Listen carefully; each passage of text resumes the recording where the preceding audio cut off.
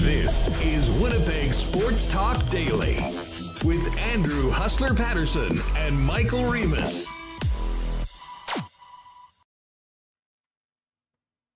What's going on, everybody? Welcome back to another edition of Winnipeg Sports Talk Daily. Andrew Paterson, Michael Remis with you. And, oh, man, this is going to be a fun couple hours here on WST. Well, it won't be that fun. We always love talking to John Hodge. But unfortunately, we don't have great news regarding the Canadian Football League and the CFL CBA. But we will talk to Johnny from Three Down Nation in the second hour of the program with the latest on what is happening and what isn't happening right now with a deal getting done between the CFL and its players before preseason action is supposed to be happening right here in Winnipeg on Friday night. That looks to be in peril right now, but we will have an update on the CFL situation. Of course, we're going to talk a lot of hockey. Murat of The Athletic has a great new piece with a lot of feedback from you all in The Athletic. More on the Jets, their coaching search, as well as some of the most pertinent questions of the offseason. We'll get to all of that with Murat. And before that, coming up in just about 15 minutes, we're going to welcome in, for my money, maybe my favorite guest that we've had on this program since we started it, and that is former NHLer and Brandon native Matt Calvert, who joined us last year when he retired. I'm going to catch up with Matt for a wide-ranging interview talking about his season not playing, working in junior hockey, and, of course, what he thinks and has heard about the Winnipeg Jets and the Stanley Cup Playoffs, which is with his former team, the Colorado Avalanche, looking very, very good. So a very busy show. Welcome aboard. Great to have everyone here. Shout out to everyone that's with us watching on YouTube. If you haven't already, do us a favor, hit that red subscribe button as we approach 7,000 YouTube subs. And of course, for everyone listening on the podcast, thanks for making us a part of your day. If you do have the opportunity to go to Apple Podcasts or Spotify, give us a 5-star rating and a little review. That is much appreciated and certainly helps us spread the channel. Hey, big thanks to the sponsors that make this show happen. Man, Aikens Lake saw a couple monsters pulled out of the lake yesterday. Great to see that they are back running. If you're thinking about a once-in-a-lifetime, well, hopefully once-a-year opportunity to get out to a 5-star fishing lodge just a couple hours away from Winnipeg, Aikens Lake is the place to be. You can find out more online at aikenslake.com. Of course, our friends at Wallace & Wallace, F Apparel, Vita Health Fresh Market, Culligan Water, Manitoba Battery, Royal Sports, Breezy Bend, Not Autocorp, Little Brown Jug, Princess Auto, Boston Pizza, the Nick and Nicky DQ Group, Assiniboia Downs Canadian Club Whiskey, and our betting partners over at Coolbet Canada.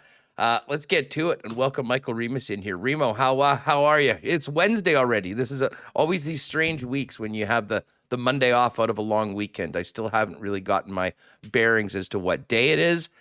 However, I do know that the Edmonton Oilers are up 3-1 on the Calgary Flames after another crazy episode of the Battle of Alberta last night. What's going on? Yeah, I'm feeling good. I'm still recovering from my weekend. But yes, Wednesday, short week. What a night last night in Edmonton with that game. The fans are going nuts.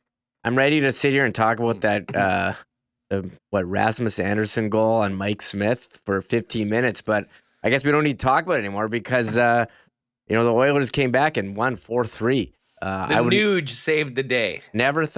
I never thought they would have, but Markstrom, I'm seeing speculation that he's hurt or he's tired. He's not looking like the Vezina finalist that he was during the season, and they almost came back and took it, Calgary, but they're in a tough spot now, down 3-1, and Connor McDavid, what can he say? I mean, the guy's out of control. Leon Draisaitl, but Tom Gazzola was saying yesterday how everyone else on the team has stepped up, and there was Nuge yesterday And he's been there, longest tenured Oiler. So nice for him to make an impact there. Yeah, I thought Nuge stunk in game number 1 and got pushed around by Michael Backlund, and that was sort of a very ominous sign for the Edmonton Oilers in this series. Well, Jay Woodcroft, the job that he's done, they've completely turned it around. To your point, Markstrom has not been good pretty much in any of the games this series. And they needed a big performance from Markstrom last night, Reem. And I got to tell you, right out of the gate, a puck handling mishap, which we've seen one or two in this city before. But, I mean, honestly, something that, I would have been more worried about Mike Smith doing than Markstrom. And yet, bang, Calgary down 22 seconds into the game.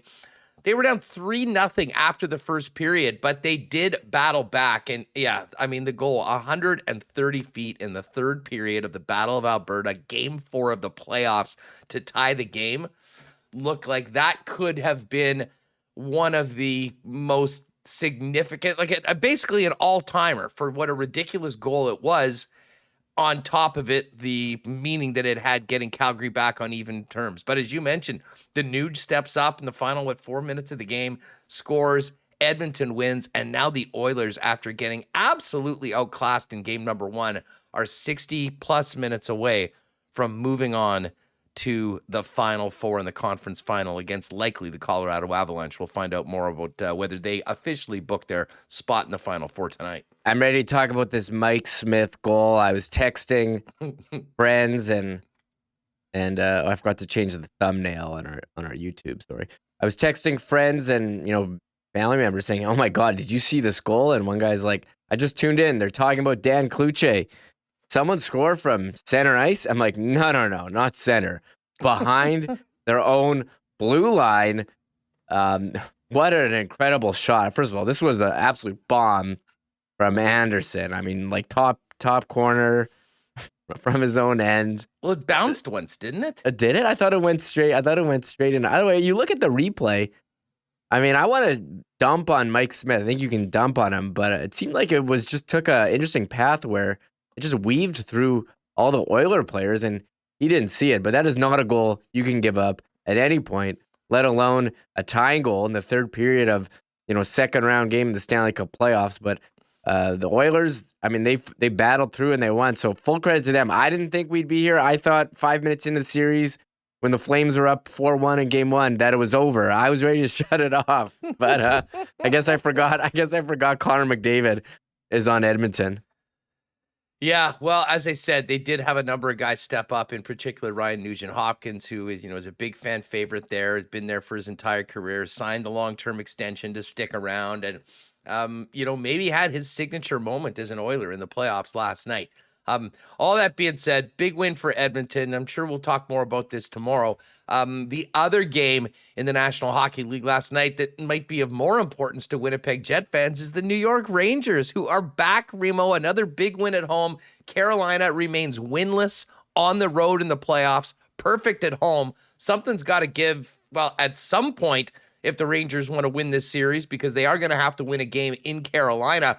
But they're 2 games away from turning that second rounder for the Jets into a first rounder. And I got to say, a lot of the Jets Nation, I'm sure, will be tuning in to games 5, 6, and potentially 7 of this series to see what happens for the draft capital for the home club. Yeah, and I thought this was the best tweet that I saw last night. Maddie Lang, who's a frequent listener, who says, "I feel like the Rangers should just upgrade the pick to a first, even if they don't make the Eastern Conference Final, just based on how good Cop has been for them." And then you responded, "It's just the right thing to do," which I couldn't agree more. They should for sure just hand over the pick. It would be very nice. Cop has been excellent and so odd. We thought yesterday that this would be the time Carolina is able to win, away from home. No. It wasn't the case, and I didn't think that we would be this close to getting an additional first-round pick for the Jets, but we are all here definitely cheering for the Rangers. It's tied 2-2, game 5 in Carolina, so you think Carolina's for sure going to win, but maybe they don't. I don't know. This is why they play the game, so I think this is going to be interesting. Shesterkin's in their heads, and you know who else is in their head? Jacob Trouba. Oh man. Let's get into this hit last night. And it's so funny. And this is where we live today in 2022. Something like that happens in hockey. And immediately there's a bunch of people running to their social media feeds to say this is the worst hit that they've ever seen. And the guy needs to be removed from the game. And then the other side of people saying, oh, well, what are we talking about here? It's a perfectly clean hit. Now, there was no penalty on the hit. And I think there is some merit to the fact that Domi was essentially falling a split second before the hit was made and, was much lower than I think was originally intended. That being said, Jacob Trouba absolutely does have a bit of a reputation for being a wrecking ball out there. It was a huge hit. Now, the thing about it was Carolina lost their composure. Guy came in, fought him, correctly got the instigator call, called on him. There was no additional minor to Jacob Trouba, and the Rangers capitalize on the power play and never look back. So Trouba, very impactful in a number of ways in that game last night.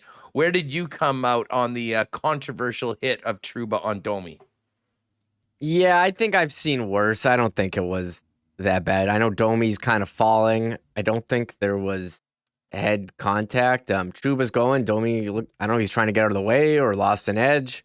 I will say this about Trouba. Well, the elbow certainly got him in the helmet. But the bottom line was, though, I mean, he basically was falling right at that time. And I don't really know that there's anything Trouba could have done.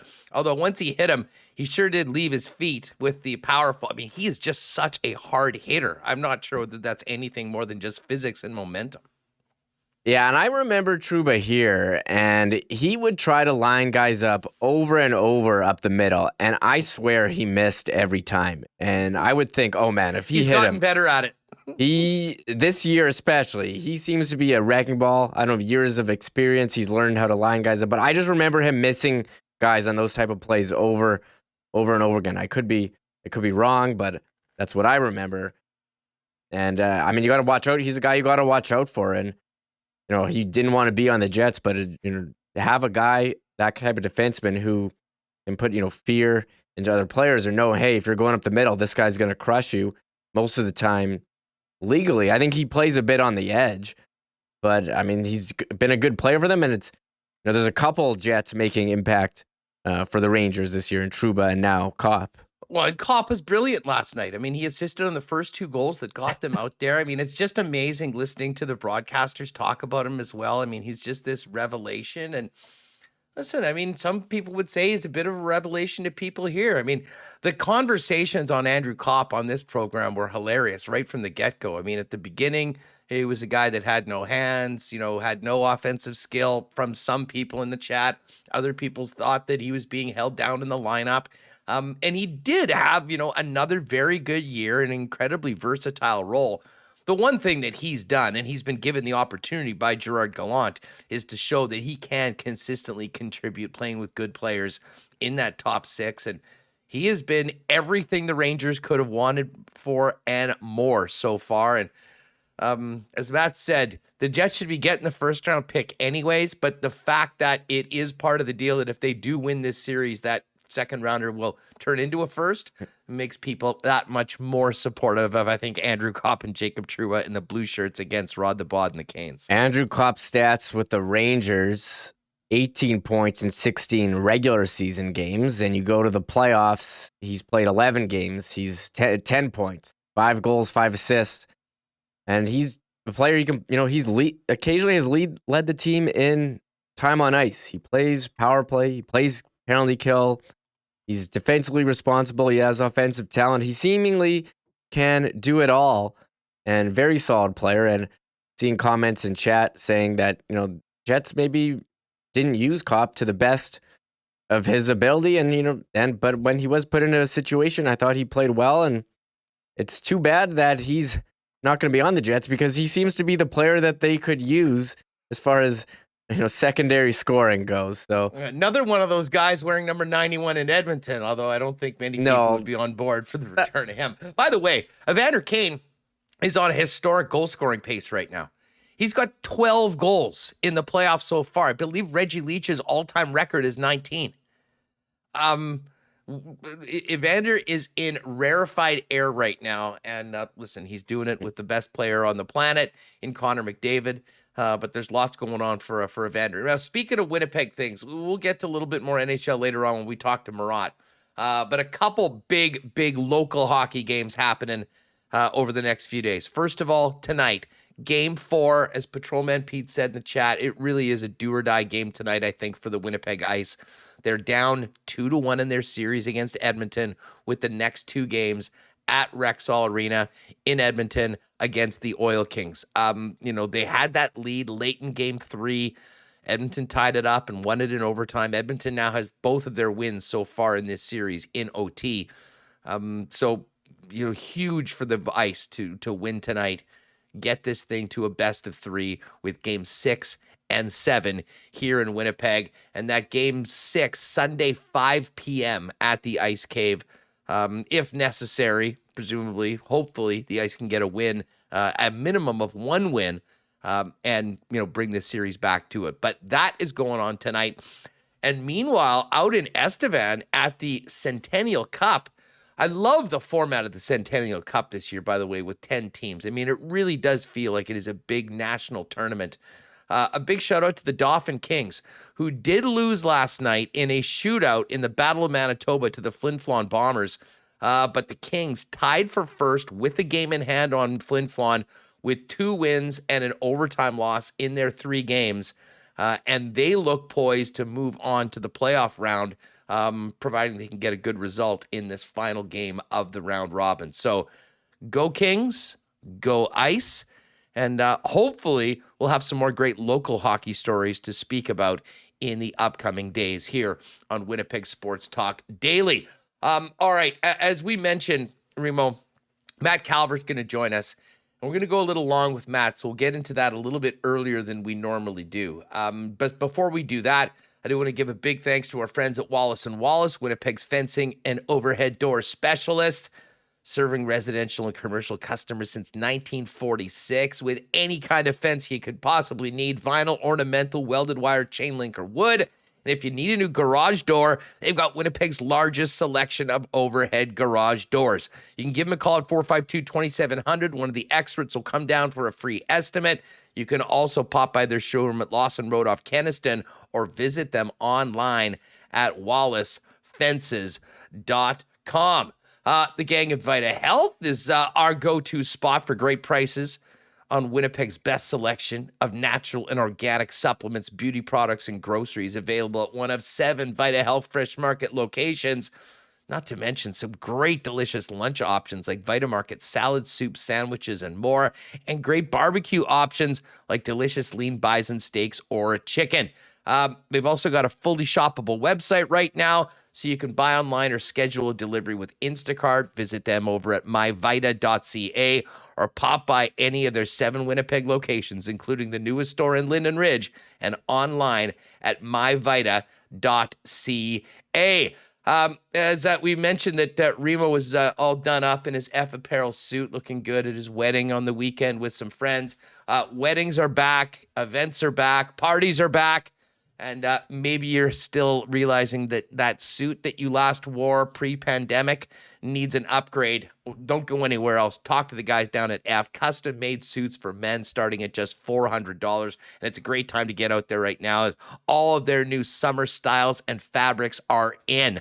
250 plus, to be honest. 190 Smith Street's the place to be. F Apparel, and ask them if you are at a wedding party about their deal for wedding parties, where you'll get 15% off if the group buys their suits from F Apparel. And hey, just before we get to Matt Calvert, our friends at Canadian Club are involved in the Winnipeg Whiskey Festival, and there's a really cool Whiskey Fest ancillary event that's coming up a week from today.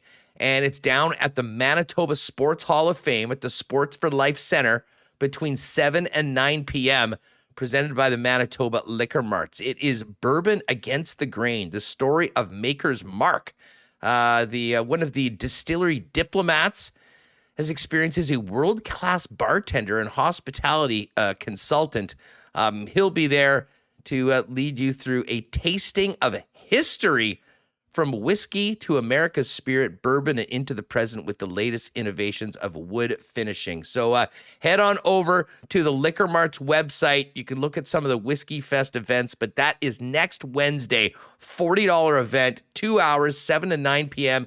If you're a whiskey lover, these sort of events are amazing. And of course, more information on the Whiskey Festival overall also available over at the Manitoba Liquor Mart's website.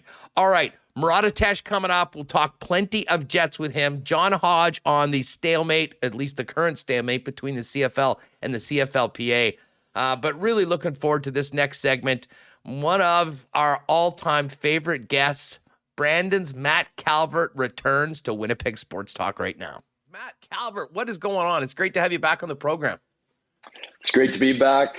Finally seen some nice weather in Manitoba, and now I know why the toughest people come from Manitoba, because first winter back in 11 years. My God, was it a treat? I was just about to say, just thinking of that as it came into my mouth. I mean, of all the winters to finally say, okay, now I'll go back home, I'll spend it. I mean, this was the absolute worst. I mean, it was brutal around here, but I mean, I know the Brandon area and, you know, up a little north, you're riding mountain. I mean, it was just one thing after another. It was incredible. I honestly, every Manitoban I saw was, why did you move back to Brandon? Why did you move back to Manitoba? I'm like, guys, like, you're the one, you know, you guys are the ones that have been living here for the last 20 years. Like, let's settle down. But every day I swear to God, someone said that to me. And I said, just for the people, and I got a backyard rink for my boys. So I was like, that's the number one reason. Well, no shortage of family time with all the snow days and everything that was keeping people in. I've got to ask you right off the bat. I mean, we know what a competitor you were. I mean, how did you handle not playing pro hockey this year for the first time in so long? What was the year like? It was tough.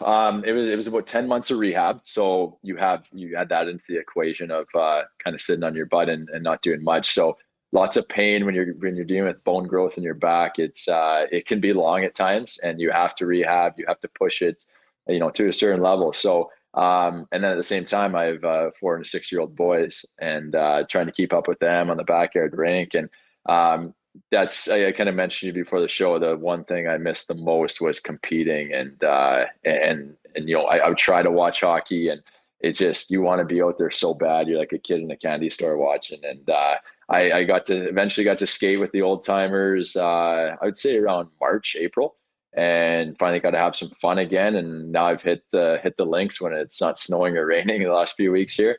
And finally starting to have some fun in my life again. So it's been a long year, but starting to adjust. You're fully recovered. How's the body feeling? And of course you had the rehab, but you also didn't have the wear and tear of an NHL season. Now, where are you at right now? How do you feel? Yeah, it's kind of two different worlds there. The rehab, you know, you have that pain every day, but finally feeling good. And like I said before, like doing fun stuff, golfing, playing basketball with my kids, hockey, you name it. And then the wear and tear, it's amazing the sleep you get when you're not playing anymore. I was a guy that could have been up till 4 a.m. after a game. My mind would just run all nights. And now I'm turning into that old 50-year-old man going to bed at 10:30 at night and waking up at 8 in the morning and getting in my first routine of my life, I guess, ever since I was a school-aged kid. So, and then the hips, man, my hips feel like they're 20 years younger, not skating every day and working out all the time. So it's been a change, and still adjusting to normal life, I guess. Well, and you know, it goes without saying, I mean, you're dealing, with significant rehab off a major surgery, but I have to ask you, what was it like in September going into October when for the last decade plus you would have been at a training camp? I mean, speaking of that routine, it's a pretty regimented routine by the calendar for NHL players. I mean, what were those first couple of weeks like when things were moving on and you were back in Brandon working on and chasing your boys around? Pretty lost, to tell you the truth. Like you said, like regimented routine. Like, I don't think I realized how, it was, you were told where to go, when to go. It was the off season. You take a few weeks, you get back into phase 1 of working out, phase 2, phase 3, training camp, Christmas break. And then all of a sudden you're managing your own time and your own schedule. And I was a little lost and decided to take a development job with the Wheat Kings. One, to get out of the house for a couple hours a day.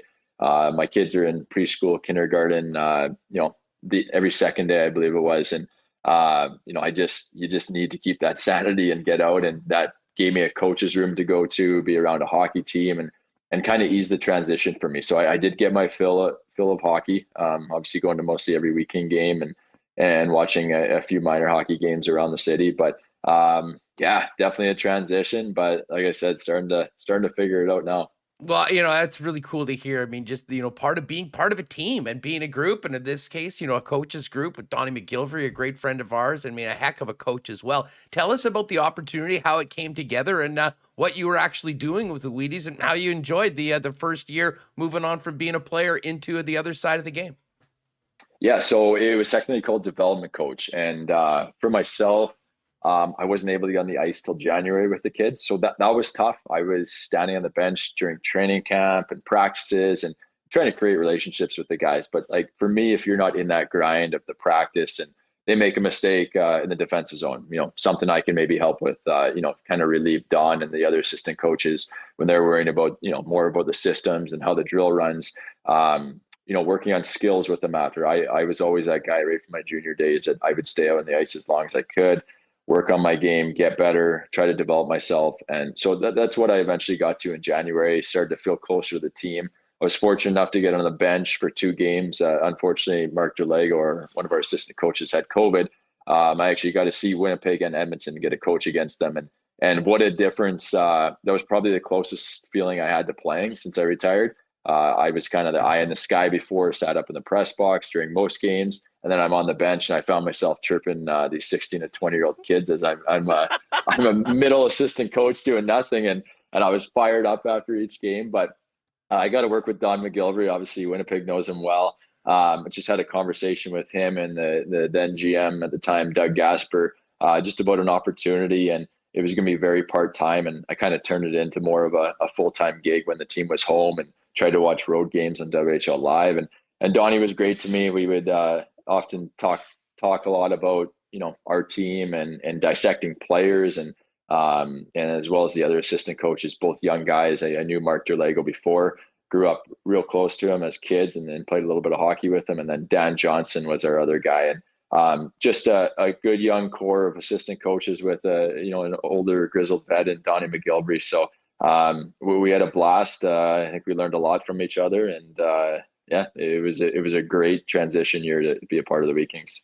Matt, when we spoke last year, when you just off the back of your official announcement of your retirement, I'm not sure whether you really got into your plans as far as hockey and coaching. Was that always part of the idea, or did this just sort of come up? And did the year being back involved in a team maybe give you that bug to stay more involved in hockey and potentially pursue coaching going forward?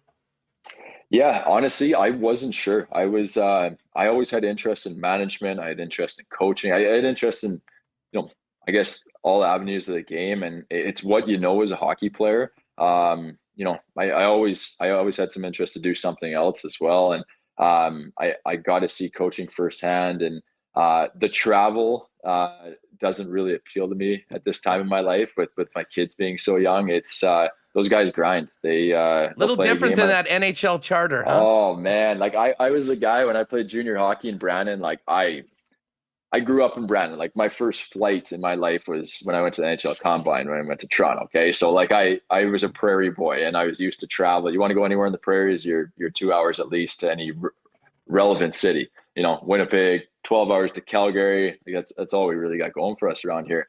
And I rode the bus in Brandon. I don't think I complained once. And then you go to the private jet lifestyle, 5-star hotel, and then you come back and you see these guys play Friday night, get in, try to do their video, hop on the bus. And I mean, even our playoff series in Red Deer, they played normally what I thought they would do is a 2-3-2 series. Well, they did a standard 2 home, 2 away, 1-1-1. And they were hopping on the bus 12 hours or 14 hours, whatever it is, to Red Deer, there, back. And it's wild once you've been out of it for so long, how much you really respect that travel and that time you have as a team together.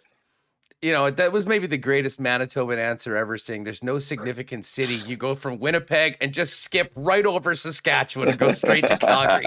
I did. Yeah, I did. People will love that. Hey, in all seriousness, no, for teams like Brandon forever and now the Winnipeg Ice, How much more challenging is the travel in the Western Hockey League for those teams and those players because of, where they're situated as opposed to the rest of the league?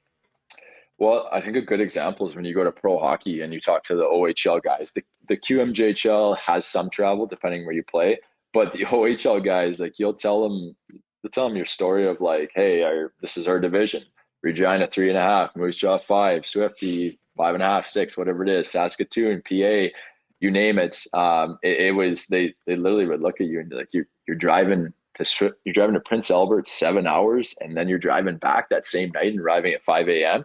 And they were in shock when they heard it. And you just hear they're like, we're an hour here, 2 hours there, 3 hours at the most. And we stay in hotels. And I think it really toughens you up and really makes you appreciate pro hockey, especially when you get to the NHL, when you're catered to and flying on a private jet. So it toughens you up playing on the prairies. I'll tell you that much. Matt Calvert is with us on Winnipeg Sports Talk Daily, now the development coach with the Brandon Wheat Kings. And Matt, you mentioned on those 2 games you got onto the bench. I mean, you coached against the Winnipeg Ice and the Edmonton Oil Kings, who are now, meeting in this Eastern Conference final. Tonight is game number 4 in Edmonton with the Oil Kings up 2-1. These 2 teams have sort of seemed like they've been on a bit of a collision course all season long, consistently ranked in the top 2 of the Canadian Hockey League rankings. I mean, just from your perspective, in the limited time that you saw those teams, I mean, what did you think about the skill and talent level of the junior hockey overall, and in particular these 2 teams that are still alive battling it out tonight? Yeah, I would say overall it was a transition for me. Coming from pro so many years and being taught not to make too many mistakes, you gotta reinvent your I guess your view, your perspective. And it's these are 16 to 20-year-old kids, and they have so much to learn. And that's where I really learned, I'd say halfway through years as a development coach, that you got to start from the basics. And these kids are so talented coming in skill wise in that, but they got to learn the game of hockey. And that was where I felt I could really come in and help them. As far as Winnipeg and Edmonton, as you mentioned, I got a coach on the bench, see them firsthand. And Edmonton was the team in my mind that loaded up on big name talent via trade throughout the year, always near the top of the standings. And Winnipeg somewhat, stayed put, I guess, and maybe a few minor additions. But the big thing about Winnipeg, those 2 teams were always the benchmark team for us. And we had so many injuries throughout the year. I don't think we ever really saw our real team or reach our true potential. But the hardest part about playing the Winnipeg Ice was, I would say, their forward depth. Solid D. I think both goalies played well for them all year long, but their forward depth, we could potentially match their top 6. But after that, they got that third line that can score as well. And we just didn't have that depth to match. And as far as Edmonton, big, heavy, and a lot of high-end NHL draft picks. So I've been scoreboard watching, and obviously see it's a 2-1 series for the Oil Kings. But I think it's one that might go the distance. And we don't get to see the Western Conference too much, so I don't know how they stack up against them. But obviously an exciting series, and especially for such a new franchise in Winnipeg to be going through it this early. Well, I can tell you, I was out at the Ice Cave on the weekend, a great crowd and just a heck of a game. I mean, I'm just blown away by how good some of these young men are. And I have just one more on the junior hockey. I mean, as a guy that, played in your career, it must be interesting to be back around a team of young men, with their NHL dreams and aspirations, thinking about the upcoming draft and just how different the entire draft process is now as opposed to when you were cutting your teeth. Yeah, it's there's just so much more media involved. There's awareness on players, like the video scouting. I can go on. We had this thing as coaches called Instats, and I can literally go on there and watch the kid we drafted 3rd and 4th overall, the 2 kids we drafted 3rd and 4th overall in the WHL Bantam draft in the fall or winter. It was a late draft this year, but I'm watching midget hockey, Bantam hockey on Instat, and I can scout these kids from here. So there are eyes everywhere. Hopefully the guys like me that slipped through the cracks for 3 years, don't slip as much and get that opportunity. But I think the big part from my end of it, being a development coach, is helping those kids block out the noise, because you could read article after article on yourself, how good you are, or how bad you are. And the big thing is focusing on the process of it all and putting in that work throughout the year. And these scouts know, they know if you're consistent, they know if you're inconsistent, they know your flaws, what you need to work on.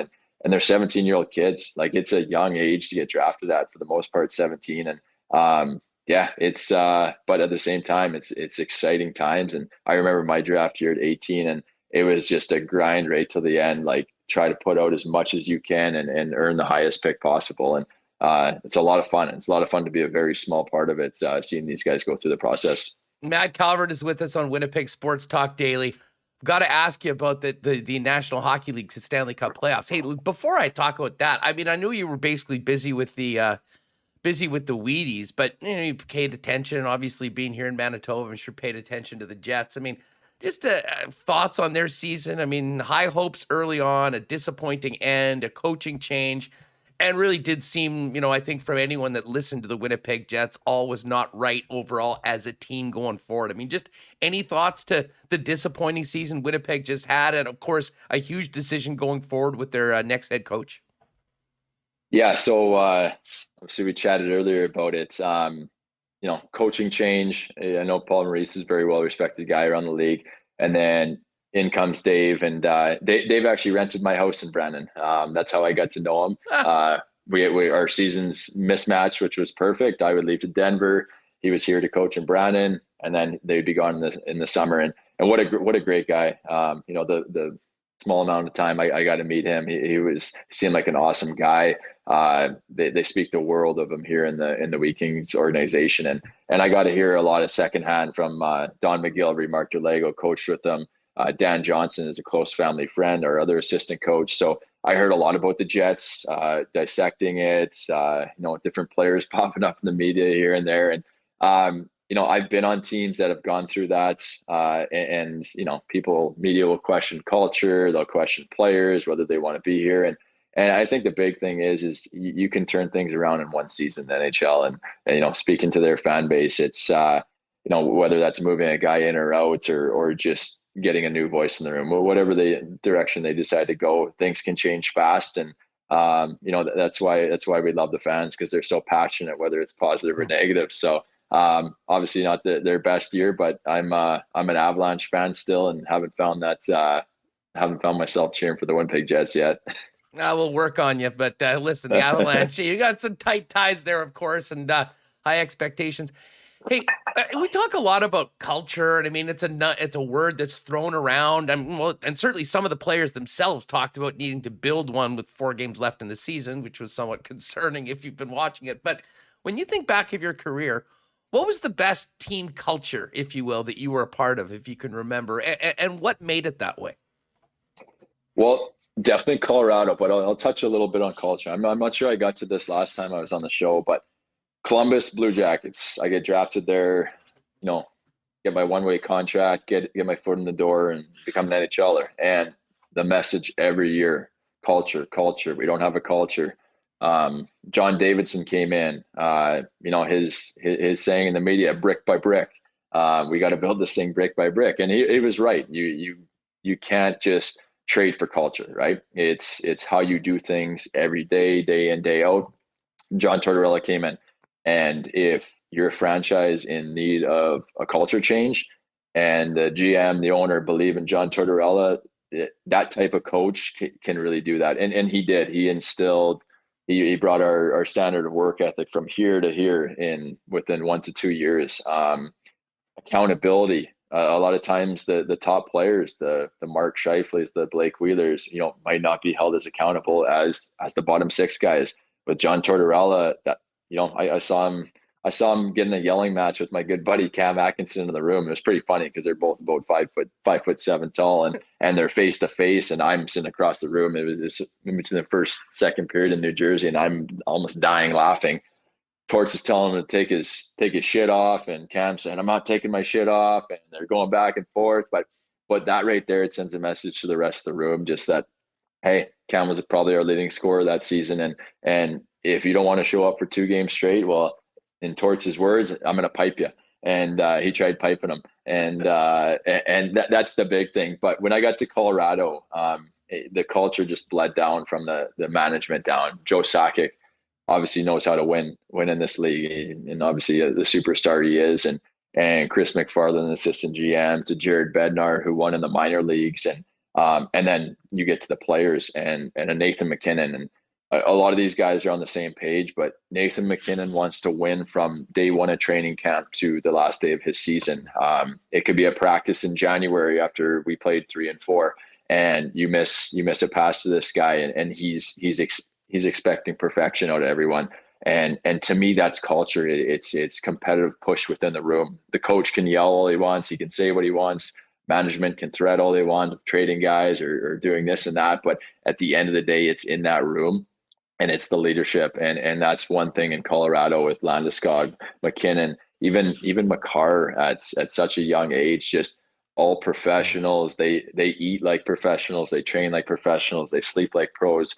And then they expect the best out of everyone, and everyone to be doing that. And I was a 29-year-old guy or 28-year-old guy signing in Colorado, and had some bad habits, I would say, off the ice and nutrition wise and all that stuff. I worked hard, but these guys opened my eyes to a different world and had me hiring a skill coach at 29, 30 years old, trying to get better every year. So to me, that's true leadership, and that's something you ask about the Jets, and I think that's something they need more of by the sounds of it. You know, it's amazing you speak about Colorado like that, because when you signed, they were 2 years removed from one of the historically worst seasons in NHL history. And it was very interesting. That was when Jared Bednar took over. And I think many of us thought that after a season like that, they'd probably go a different direction. It was very interesting that Joe Sakic stuck with him, and he's been able to kind of take this team growing forward. I mean, what were the cornerstones of that? Because it's not easy creating that culture that you mentioned of, for an average team, for a team, albeit with a bunch of talent, but is coming from literally rock bottom. To me, it's almost more impressive the way they've continued to build what they've done. And obviously it starts with some of that world-class talent in the players they've been able to pick. Yeah. And I think a big part of it is patience, right? Is you don't have to make a change if your management, just because you think you need to make a change because the media is calling for Dave Lowry not to be the head coach. You don't need to make that change. If you get the right guy, you get the right guy. And I really think they saw Jared Bednar as the right guy, and how his personality meshed with their stars and a Nathan MacKinnon, and how he can manage him and Landeskog and Rantanen. And I think they were confident in, hey, we got a core of superstars here.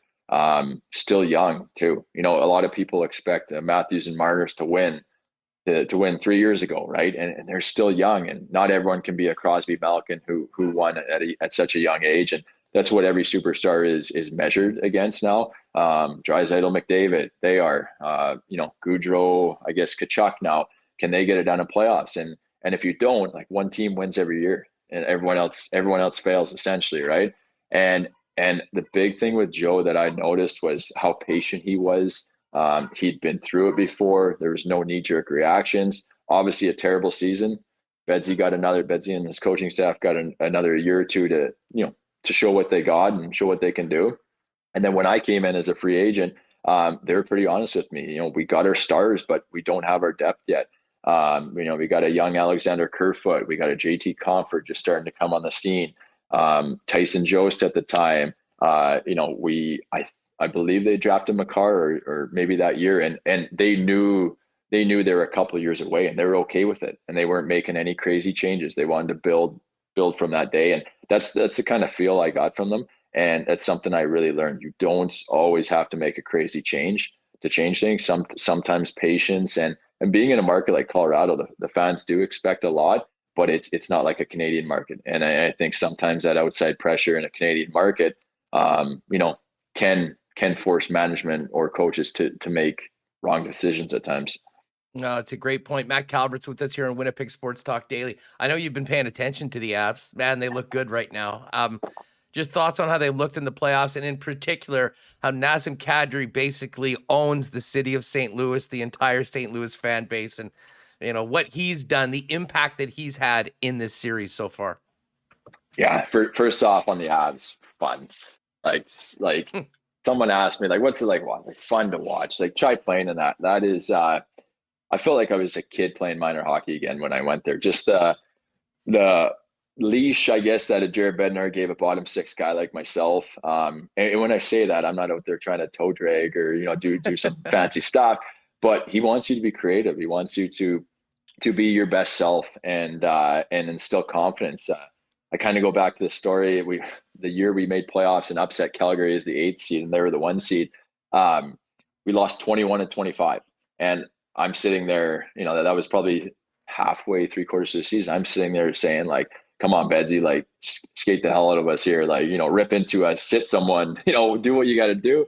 And he's like, I'm worried about the confidence, and a very different style of coaching than I had ever seen before. But yeah, it's really fun to watch. I'm really jealous. I want to be a part of it so bad. You watch it. You were there for 3 years. You're part of help building that. And I knew how good we were last year, and I had to watch in playoffs, after post surgery, and then I watch again, and I really hope they get it done. It's such a great group of guys there. I got to see them in Winnipeg when they played you guys, and they deserve it. And I really hope they get over the hump, and they got a great series going in St. Louis. And you asked about Nazem Kadri. I'll tell you a little story about Naz. He's a very hated player by the opposing team. When I was in Columbus, I fought him at the end of a game. I think we were winning 6-0, or don't quote me on that, but he gets under your skin. He's lippy. He'll push you. Obviously, you've seen that. He's made some poor decisions in playoffs. He knows it. He knows he's got to get better. But I went to the Avs, and we both went there. I think he got there a year after me. And I was like, man, like, I gotta, you hate guys on the ice, and now you gotta make friends with them. And me and Naz became boys. What a positive guy. Like, this guy is forever an optimist. And we sat at the card table together, and we got real close in the Edmonton bubble. Kind of an unlikely crew. Started going for dinner. It was me, Nikita Zadorov, and Nazem Kadri. And we just such an easygoing guy, wants to have a great time. Completely opposite of what fans probably see on the ice, and just super positive, caring about you, asking how your family is, your day is. And then to see the happenings the other night, the death threats, the racial comments on social media.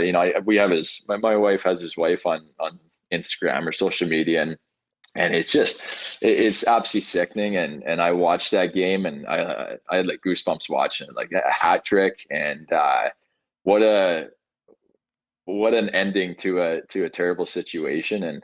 And good on him. He's such an emotional player and such an elite scorer when he wants to be.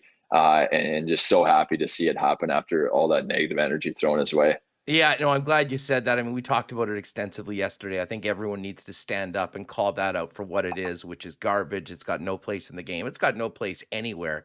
And for that to happen, and then for him to come back and shove it up where with a hat trick and a game. And you know what the wild thing about that was, Matt, and I'm interested in your perspective on it. And you mentioned that Naz has a rep and is hated by a lot of other teams. I mean, the St. Louis Blues, this is a team that won the championship just a couple years ago with most of those same guys in the room. They know what it takes. They were completely unhinged.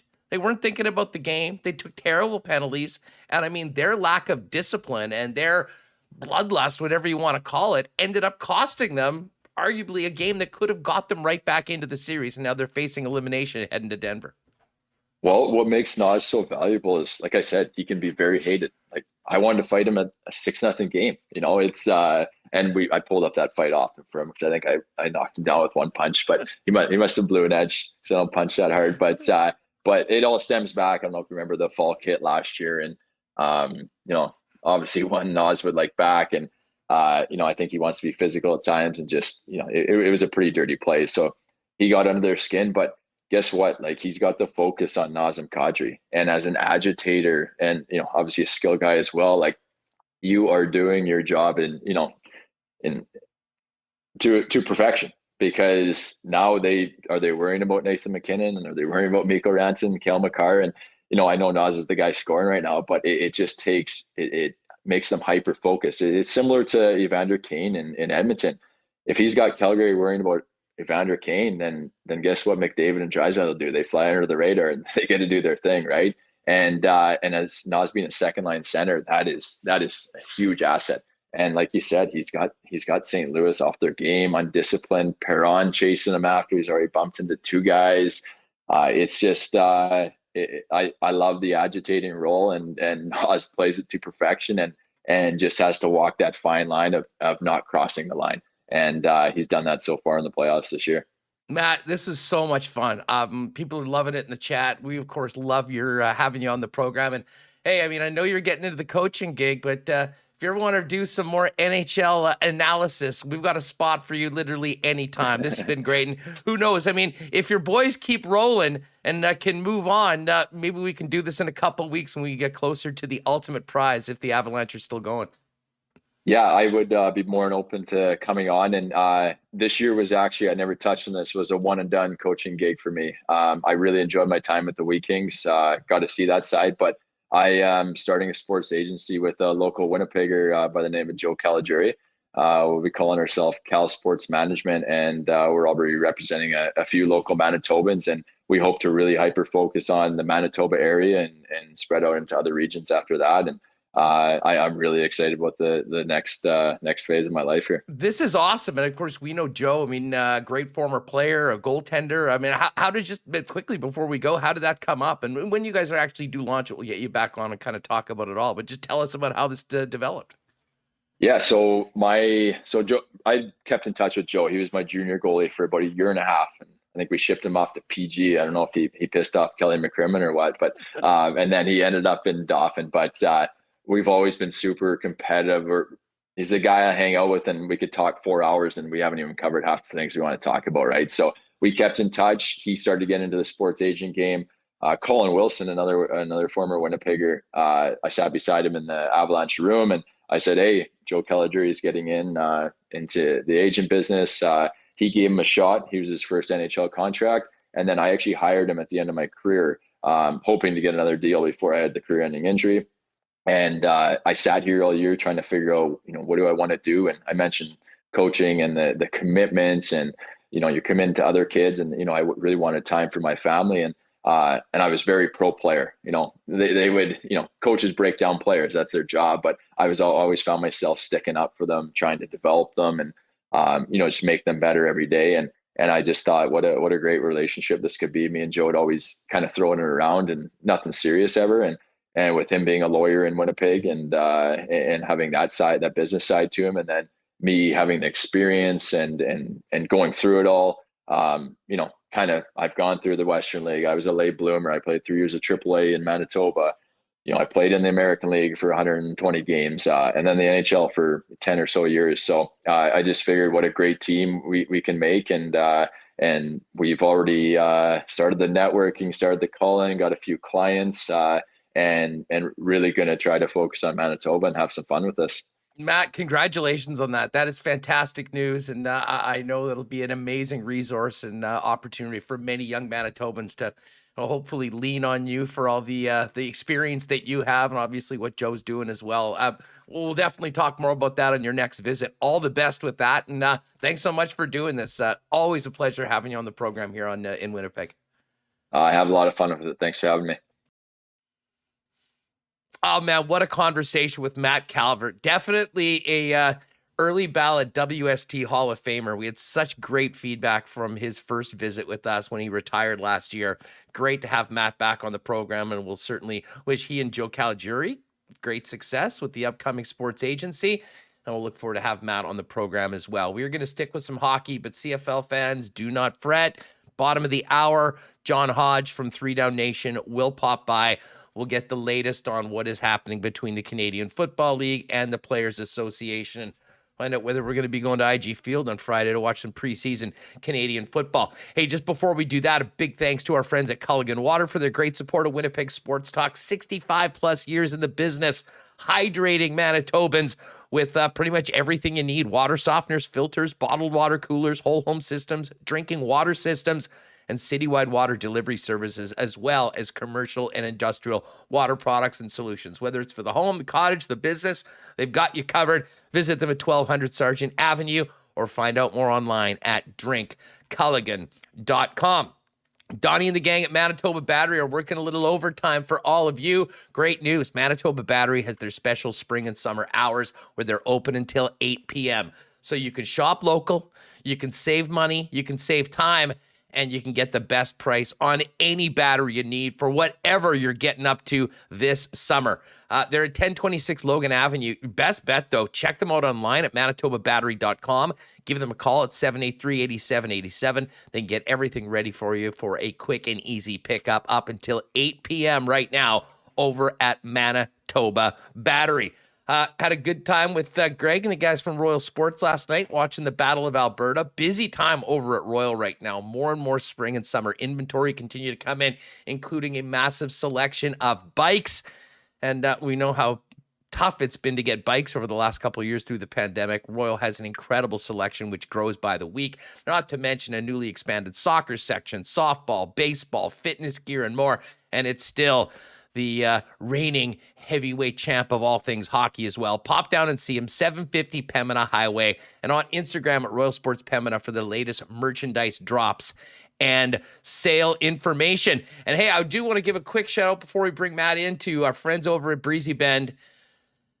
It is first night of men's night tonight, and over 150 golfers are going to be teeing it up at the course. Been a little while, and it's been a bit of a long wait, but shout out to everyone there. I'm going to pop by the course later on, see Corey Johnson. If you're thinking about a home in the future for you and your family at one of Winnipeg's best courses with an amazing social scene and more, breezybend.ca online, or give Corey Johnson a call. He'll fill you in on what's to come over at Breezy. All right, Wednesday afternoon. Always love cooking up with our good friend Murat of The Athletic. And Murat has been listening to all of you Jet fans because the I imagine the mailbag's been quite full over the last few weeks, Murat, and no shortage of topics to get to from Jet fans for your latest piece in The Athletic.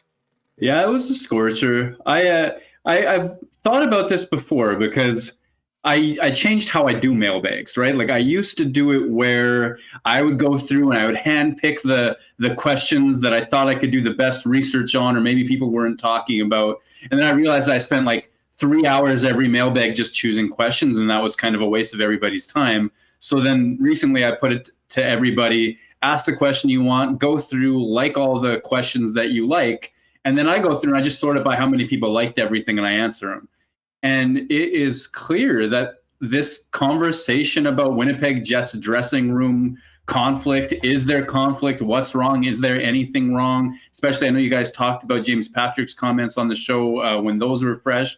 Like those are front of mind. People still, despite all the Barry Trotz Watch and despite the coaching transformation, whatever happens in that coaching search, people want to know everything that they can about the state of the union in Jetsland, and the fury hasn't quite gone away yet. No, and the state of the union is so in flux right now. I mean, looking for a new head coach, dealing with the shrapnel of the bombs that were dropped by a number of players in front of microphones at the end. That was going to be a topic and will continue to be a topic until, the team's back on the ice, I'm sure, coming up in the fall. The Patrick comments were interesting and noteworthy for a couple of reasons. One, it was sort of frank. It was not things that potentially I think were new, but it was more the source that they came from. And the fact that they were in a very public domain, albeit on a channel that, maybe it did sort of feel like maybe these guys were just talking around and this wouldn't be kind of coming back. It was something that we had to bring up. And you touched on it in the piece as well, and I'll get you to speak on it. The fact that it is from someone with that sort of an NHL career, a Winnipeg guy, coaching a very successful team, albeit a junior team here in the city, it gives some level of credence to these comments and maybe more impact than if just some guy is saying it to you in a conversation you might be having over a beer somewhere in town. Yeah, I definitely, that's the heart of it for me. We've seen these like whispers and rumors, and people will sometimes write or say some things and they're unsourced. And from day one, I think it was the summer of 2019 after that Blues series, I would get questions and, what's the state there? And I would always say this, if I can write something that's well sourced, that people are going to own up to, that's not hearsay, I'm going to write that and I'm going to stand by that. And until that point, it just sounds a little bit like rumor mongering. Fast forward to 2022, you hear more and more and more and more. And then James Patrick says what he says. And I'll get to this in a second. I think Winnipeg told on itself far more severely than James Patrick told on Winnipeg by leagues and levels in Jets players' end of season press conferences. But because Patrick is who he is, he coaches Winnipeg's best hockey team, does he not? Or at least, Manitoba's best hockey team, at least in the leagues that I follow, has NHL connections, certainly would have connections to Philadelphia. I mean, his nephew played there, right? And, that's Cody Eakin and Kevin Hayes or what have you. The source of the hearsay seems solid.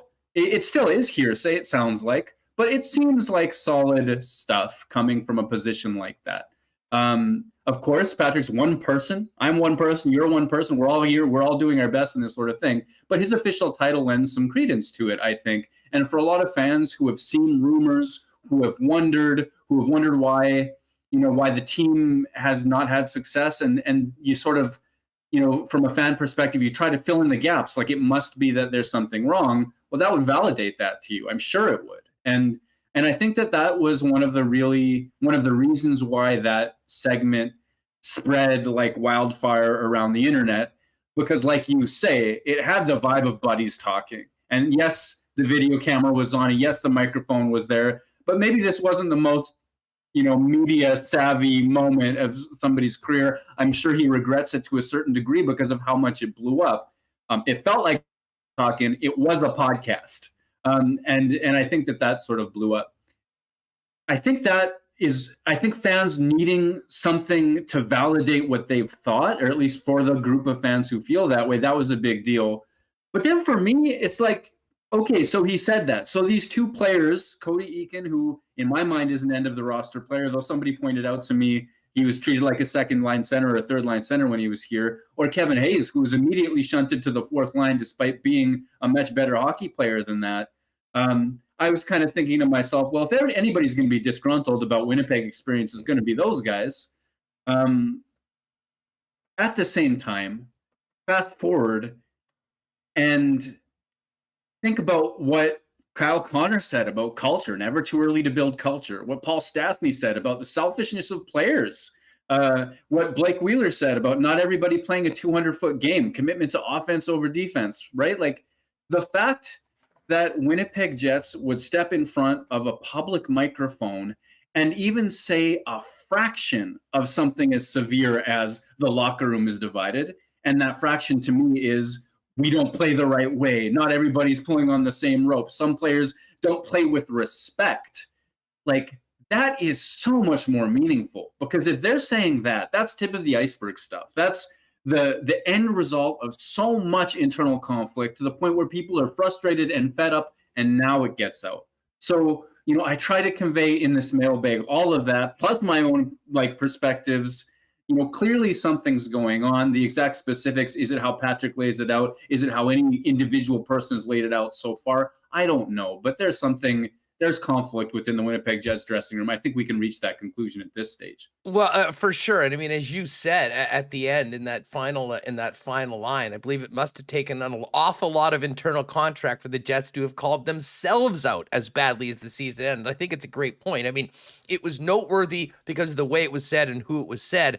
But this is not anything that I don't think you might have thought was happening as it was if you were paying attention to the end of the season and what you were hearing from the Winnipeg Jets, which brings us to now. And of course, this, I guess, is sort of a good segue into talking about Barry Trotz, but it's more the head coaching position as a whole and what the Winnipeg Jets are looking for in a guy that's taking over this club. And I don't think it can be understated how important it is to have. I mean, we'll talk about X's and O's and systems, and coaches will have different ones. This job needs to be someone that can come in, immediately command the respect of the room, get buy-in from everyone, and start working on building a team again. Because you can have the most talented players in the world in almost any sport. If you've got a fractured room, if people aren't all in it for the same end results and goals, it's tough to win. And the team didn't win this year. That's part of the reason why they're searching for a new head coach. But to me, that guy that can be a real leader and bring everyone together, I mean, that might be number one on the entire list of the guy that they are looking for. And it's a big reason why I think we've talked so much about the possibility of Barry Trotz coming back to Manitoba. Yeah, it's a perfect fit in so many ways because you believe that he can generate that buy-in, that he can encourage that accountability, and that players can set a higher standard for themselves under his watch, or failing that, he can institute a higher standard for everybody than what we've seen, including accountability that applies to every Winnipeg Jet. I think that that's a really crucial fact. And whenever, a couple of weeks ago, time is strange in May, I wrote a piece outlining all kinds of options. Scott Arniel was on there. Pascal Vincent was on there. I mentioned Todd Woodcroft at one point. Talked a lot about Randy Carlisle. You and I talked about that as well.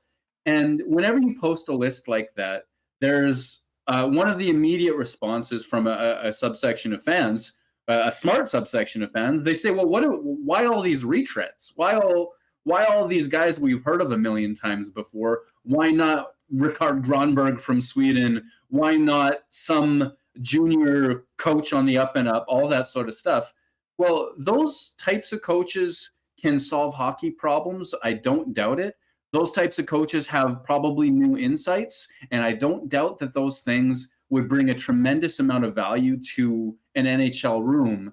At the same time, one of Winnipeg's biggest problems needs to be solved by somebody with established respect. I was going to say, and street cred, respect and street cred in a way, like a Barry Trotz, a voice who comes into that room and commands a certain amount of respect and demands it as well. So I think for me, that's just another reason why the Venn diagram of solves hockey problems, can command a room, has the resume, has the X's and O's, has a reason to love Manitoba as well. I mean, I struggle to find a better fit for Winnipeg. From his perspective, he's got options, but he's number one with a bullet on my list and everyone's, I'm sure. Murat, listen, there was some unfortunate nonsense on social media that I think got some section of the fan base pretty excited over the last few days. Obviously, nothing's added, but you did speak to it. We had Jeff on yesterday. Just as of we speak today on Wednesday, what's the extent of your knowledge about the Jets' pursuit of Barry Trotz and where things are right now? Yeah, I can sort of speak to a little bit of that. And Jeff had just such a phenomenal Twitter thread on Winnipeg's perspective yesterday. So hats off on that front. On the Barry Trotz front, I believe that, you can add Dallas to the list of reported names in terms of cities that, we can expect an interview. That I feel confident in sharing and saying, and I tweeted that as well. Dallas is actually a place where I think could be a good fit for him in terms of what that organization has prioritized. You can believe in its core. It's not falling apart like Philadelphia. It's not ruthless as heck as Vegas. You might be able to see some of that long-term building. It's not even rebuilding as Detroit is, if you're looking for a spot. I think that's, one item of competition for sure. And Barry Trotz will have lots of offers and lots of options. I think he is going to take his time. I think that is something I feel confident in sharing as well. So this idea that he was going to sign, yesterday or whatever, that's not the case. He's going to go through this interview process. He's going to evaluate what he wants. That's going to include what's best for his family and himself. It's going to include as well, as has been talked about, thoughts of how he might transition into front office role at some point as well. And that's an area, and I can say my latest knowledge on this, and this is well-sourced information, is that Winnipeg remains a completely viable option for Barry Trotz. And I think that's good news for Jets fans. I also think that Winnipeg is, a few teams might be able to do this. Winnipeg, in terms of offering some glimmer into the front office as time moves forward, I think the Jets are better positioned than some organizations for that as well. So I'm an unabashed fan of the way the guy coaches and the way his teams have played. So I still believe that the good news of Barry Trotz signing in Winnipeg remains possible as we sit here today, for sure. Let's talk about that management role, carrot, whatever you want to talk, because the bottom line is Barry Trotz, if he signs in Winnipeg, is going to come in here as the head coach and need to work to turn things around and reestablish this team as a contender. But, he's approaching 60 years old. I think it's pretty clear that I think he thinks of this as his last head coaching gig moving into some sort of a role. I would agree with you that certainly when you look, I mean, there are other organizations that have more bodies that might be more top heavy. I mean, Kevin Cheveldayoff has really been the guy. Mark and obviously worked very closely with him. Craig Heisinger, Larry Simmons. Have you thought at all about how that transition would look? What sort of a position might be there for Barry Trotz? And might it involve Kevin Cheveldayoff moving up the ladder to another position sort of in between the top of the organization and the general manager, and potentially Barry moving in?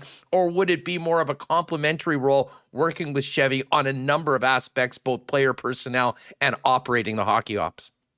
The way that I idealize this involves steps and involves transition, essentially based on when he's ready for it, because there will be a learning curve. There's no way around it. He's, I mean, a top level coach, one of the best, you know, in the way that there might be 10 elite first line centers. You know, if there are 10 first line coaches, Barry Trotz is one of them. I believe that wholeheartedly. Managerially, he's going to have some things to learn. And obviously, Kevin Cheveldayoff has run that ship. Larry Simmons, a big part, all the guys that you named. I think the most natural step one to his transition is just to sit in those meetings, to be welcome to offer his input, to be given a platform to listen and a platform to speak. That doesn't necessarily have to be codified in a position title, but I think that given Trotz's goals and ambition, if front office work is in the cards for him, he's going to want that name or that title at some point as well. I don't know how you gate these steps, but at some point, after being in the meetings, having his voice heard, having his input made, I mean, I think at some point you've got to incorporate him into decision-making process and raising sort of the weight that his voice gets as well. And I could easily see sort of an end game where he's an assistant general manager and Kevin Cheveldayoff is the general manager. Perhaps a new position is created, or if everything has gone well, even beyond that, an end game where he's a general manager, Kevin Cheveldayoff is president of hockey operations. The division of labor, I think, is unknown and worthy of negotiation, I think, and a process where there's listening to make sure that he's achieving what he needs to achieve to be moved up and given progressively more title. Well, you know what? It's funny. I mean, when you say it and lay it out that way, you know, as someone that is invested in the team and wants them to do well, I think even in a short-term fashion, if Barry Trotz comes in as your head coach, but has a powerful voice in that room, you know, feels like they have some control, you know, or maybe not necessarily control, but input into how this roster is changed up. I also think that in the short term, that could be very positive for the Winnipeg Jets, and a new voice could, I think, maybe be quite helpful considering the challenges that they have, the very real challenges they have ahead of them in the short term going into next season. Well, I want to know what Barry Trotz's ideal third and fourth line structure is, right? I mean, we've talked about minutes and how he spreads them out a little bit more than Paul Maurice or Dave Lowry did. But, you know, in Winnipeg, we're used to the fourth line. We're used to the Nate Thompson signing. We're used to the Mark Letestu signing. We're used to the Matt Hendricks signing. There are certain hallmarks, I think, that each coach brought. And that was without a position, without a named titled position. You just sort of knew that the Jets would get that and Paul Maurice would value it. I think that's how I perceived it anyway. Barry Trotz has an opportunity to completely reshape that team. I mean, input into line structure, for one. Is this going to be a top six, bottom six team? Well, he'll need certain players for that. Bottom six players might look more of the grinder variety or what have you. Is it going to be a top nine, fourth line team? Does he want to find himself a Cal Clutterbuck or a Matt Martin type player who he was able to lean on in Long Island? I mean, his vision for how to get the most out of the biggest, most important pieces on the Jets. You know, you could read the defense into that, Connor Hellebuck into that, Kyle Connor, Mark Scheifele, Nikolai Ehlers, Pierre-Luc Dubois, Blake. You go down the list. Well, part of that is going to be deciding top nine, bottom line, how that's going to go. And then that's going to necessitate complementary pieces being built into that. And it might not be Evgeny Svechnikov. It might not be Jansen Harkins. It's definitely not going to be Christian Vesalainen. He's signed with Malmo in Sweden. There are so many spots where even if they're minor players that are just tweaks, and it's not a juggernaut trade or a blockbuster trade, I meant to say, there's room for a coach to have input from day one on what this roster looks like. Yeah, and I think many people would love that it's a guy like Barry Trotz with that sort of experience, maybe, you know, putting his 2 cents in and maybe having even more of an impact as opposed to showing up on day one and seeing what the roster is. I guess, and I would imagine, well, I'll just ask you, of the percentage of the questions that you got, what percentage involved either Blake Wheeler or Mark Scheifele? It feels like half. Like, it really does. It feels like, are we talking about this again? But everybody wants to, and there's some new wrinkles or what have you. I mean, those guys, will they stay? Will they go? Like, as simple as that. Or one fan asked, what's wrong with Mark Scheifele? Then talked through all of the reasons why there might not necessarily be something wrong, and concluded with, am I wrong that there's something wrong with Mark Scheifele? Because clearly you watch him play, and his game tapered off this season, to be sure. They're the focal point. They really, really are, whether it's, the rumor mongering stuff or the on ice stuff, where they've just have such enormous roles and have not delivered enormous results. I couldn't help but laugh when I saw that exact question was from Mark S. I'm not sure. And listen, the Scheifele issue, I mean, it's such a huge decision for the team. And we've spoken before about this, whether if the Jets were, for instance, able to hire Barry Trotz, does that change Mark Scheifele's situation? I mean, I'm not sure. I mean, depending on, who you believe or what you've heard, I mean, there might be a decision made, and it might have already happened. I mean, certainly if you watched what happened at the end of the season, it certainly seemed like it was heading in a particular direction. That being said, things do change, and all it would take for, a guy coming in saying, listen, before you do anything, I want to, and I have no idea whether that would happen. And I think it, would be a conversation for whatever head coach is coming in. But the Wheeler situation is the most fascinating to me because, listen, I think there's going to be a big demand for Mark Scheifele if the team does, in fact, decide to move him for a significant move. And, we've talked about this endlessly for months here on this program. It would tick off a lot of boxes to have a real change to the leadership group. I think there would be some positives from it. That being said, you're also, losing a point-a-game player that has been the cornerstone of the offense for the Winnipeg Jets for a long time. But Wheeler, and I remember asking you this a couple weeks ago on the show when we were chatting. You had a really interesting answer. I mean, if Mark Scheifele's gone, where does that leave Blake Wheeler? And you had said potentially on an island. And I think that there's definitely some truth to that. And I think it will definitely come down to how Blake would handle it himself. But the bottom line is moving a Blake Wheeler contract is infinitely harder in today's salary cap world at his age than Mark Scheifele is, not to mention the fact that there's a no move contract, part of his contract, even if he wanted to leave. And the question that you were obviously asked a number of times and talked about it is Blake Wheeler the captain next year if he comes back? And we can say with or without Mark Scheifele. I mean, I'm not sure whether it really matters that much. I'm on record saying I think that Blake Wheeler can be part of the solution here. I think that he's a sort of a man individual, and it's been pretty clear about what he wants. He wants to get back to where they were. He wants to win before he's finished. And I think that if the pitch has been made that, you do these things, Blake will be a better team, will win, I think he can be part of that. But it is fascinating for something as proud of a guy as Blake Wheeler is, and what he's done as the captain over a number of years in Winnipeg, how difficult, and we've seen it before in the National Hockey League with, veteran players having to see for a number of years, not being in that role next year. But to me, that, and you talked about it in the piece, Murat, is maybe one of the most, the points that are of most interest, because it's so much of things that we don't see that happen behind the scenes, but that role is so important to a team. And of course, he's been that guy for a number of years here in Winnipeg. Well, let me start by adding a wrinkle. I mean, no move clause becomes a partial no trade this summer. If there's the path out of Winnipeg, it becomes viable this summer.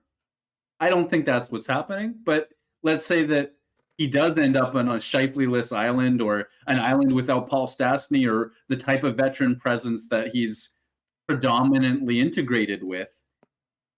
It's not completely out of the question. Now, of course, my opinion is that he'll be back. And my answer to your question is sort of the same that I wrote at the site today. I think Blake Wheeler should have the opportunity to be the captain of next year's Winnipeg Jets.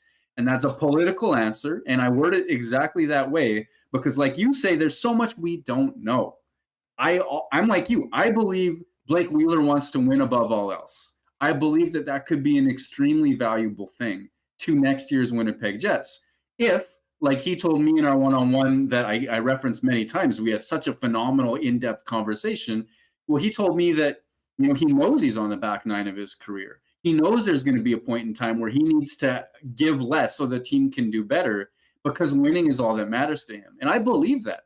I believe in a calm, rational moment, Blake Wheeler knows those things.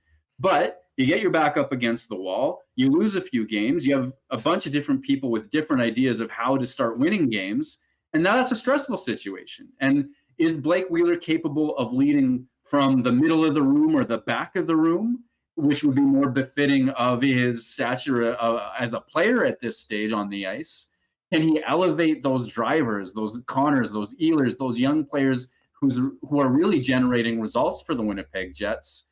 Because he's such a big, strong personality. He takes up space. Can he use that strength to elevate those guys, to integrate youth as opposed to ignoring what they're capable of at times, or calling them out as the reason for Winnipeg's struggles? I think that going from what we know, and we'll admit that what we know is tip of the iceberg stuff, going from what we know to a Wheeler who is the captain of a successful Jets team next year will probably take personal reflection and actual growth on his part. That's my opinion. I believe that, because it seems like when things get up against the wall, he's blaming youth again. At least publicly, he does over and over. So the opportunity to me comes with, as soon as that head coach is hired, that should be one of the first conversations they have. Head coach and Blake, what is this going to look like? Because I believe the head coach should recognize that Wheeler is not an elite first-line player. He's not even the best right wing on his own team right now. And getting more from him involves less minutes, less of a role, and he should have the opportunity to at least have that conversation about how he can lead from that perspective. If he can't, move the seat. And that's a tough, honest, difficult, real-life sort of conversation that I think they need to have. Well, and on that same token, and this is why I do believe he can be part of the solution, if Blake Wheeler comes to camp, has that conversation, and is truly committed to having a bit of a different role, I think the effect that can have on a number of guys that have been maybe playing behind him I think could be appreciative, and you understand maybe some personal sacrifices for the betterment of the team that could very well help the team go forward. There certainly is also the side of things that people say, listen, we've had this group for a long time, much like they've talked about in many aspects of the organization, and it really is time for a change. And there's plenty of young players that are ready, that showed in the second half of last season that they're ready for more of a leadership group and will be the foundational players going forward. So maybe it's a time that maybe they go without one for a while and see who goes into that. Or a player like Josh Morrissey, or I threw out Adam Lowry yesterday, that, will not, like, Adam Lowry's not going to be a top 6 player, but the way he's beloved by his teammates, what he does in so many aspects, and a selfless nature of his game could also be a stepping stone to, creating that culture that we heard many players talk about this team needing at the end of the season. Well, I like the idea of Adam Lowry, and I grew up on the idea that you probably, it doesn't literally have to be your best player, but perhaps a top 6, top 4 type of player. I grew up on that idea. But one of the reasons why I like Adam Lowry, to hear that example, is, every once in a while we get whispers of things or whatever. I have heard from top to bottom of the Winnipeg Jets organization, whether you are whether you're part-time staff working in the rink, or Chevy, or Mark Chipman, or a teammate, I hear time and time again, Adam Lowry treats you first class. And that's not to say that I've heard other players don't, but it's rare that somebody gets so universally applauded in that way. There's a sense, and this reminds me of what you just said about Blake Wheeler. There's a sense of humility about Adam Lowry that I believe resonates with people. And if the example you just gave of Blake Wheeler acknowledging a step back, that would show humility in creating space for other people to step up. For whatever reason, and I'm just jumping onto that word now, this isn't premeditated, that seems to be, that's what I as an outsider want from Winnipeg Jets leadership. is to put egos aside, is to make ego the enemy, to use that Ryan Holiday word book that so many Jets have read.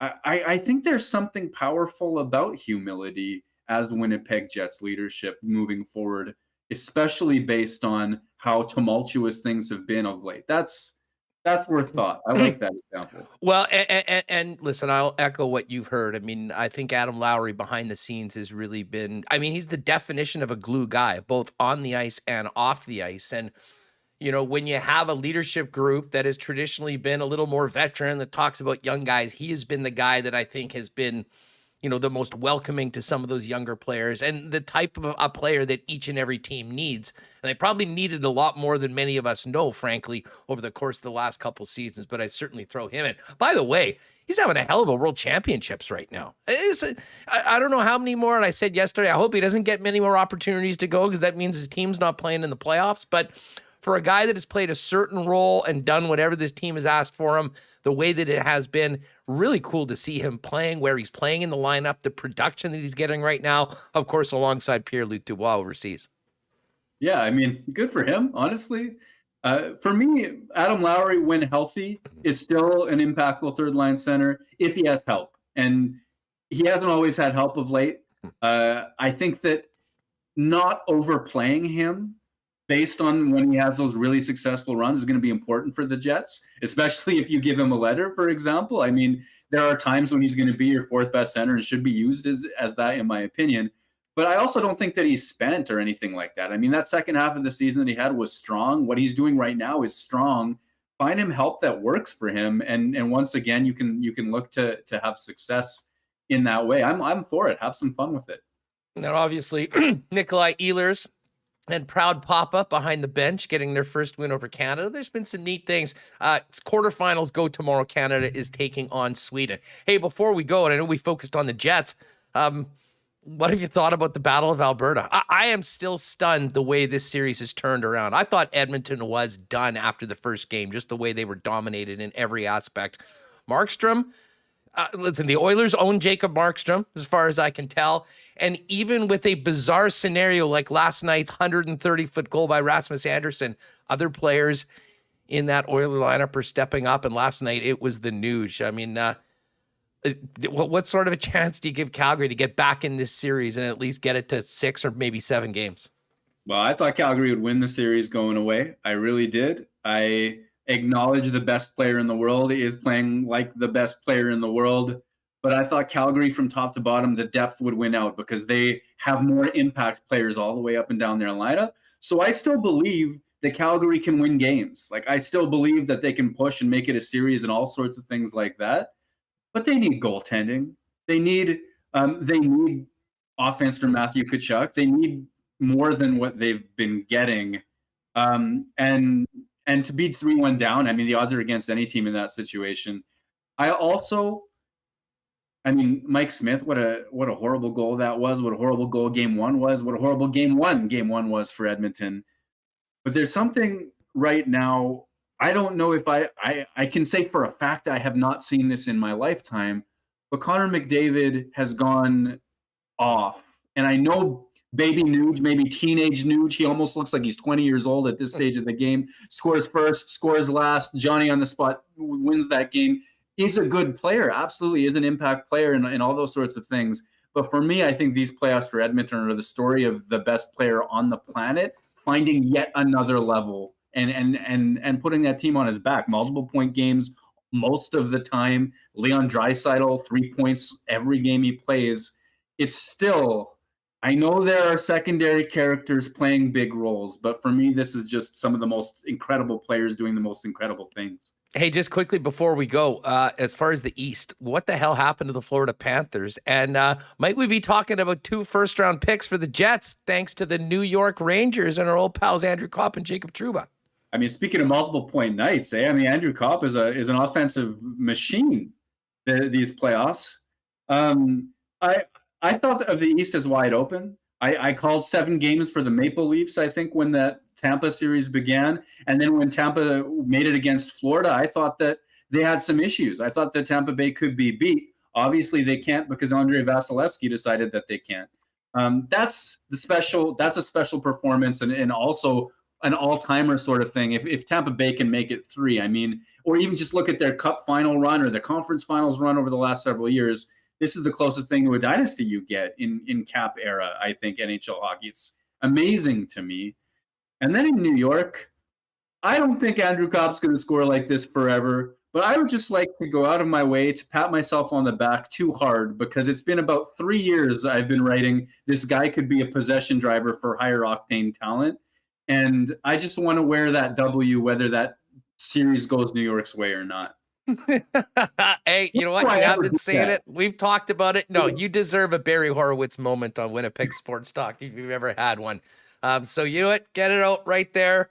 Don't separate your shoulders while doing it. Hey, you're right. And I mean, there's a lot of people that have been saying it, but listen, he's getting it done right now. And I'm sure they are quite fine with the price that they've paid. And if they do make it to the Final Four, they'll be more than happy to send that first-round pick Winnipeg's way. Murat, thanks so much for the conversation as always. Have a great one, and we'll look forward to more of your writings over at The Athletic. Right on. Thank you, Les. Thank you. Appreciate it. There is Murat Atesh at WPG Murat on Twitter. If you're not already subscribed to The Athletic, what are you waiting for? Get on over there and give Murat a sub and check out all of his fine work. All right, we're going to move over to the Canadian Football League. John Hodge is teed up from 3 Down Nation.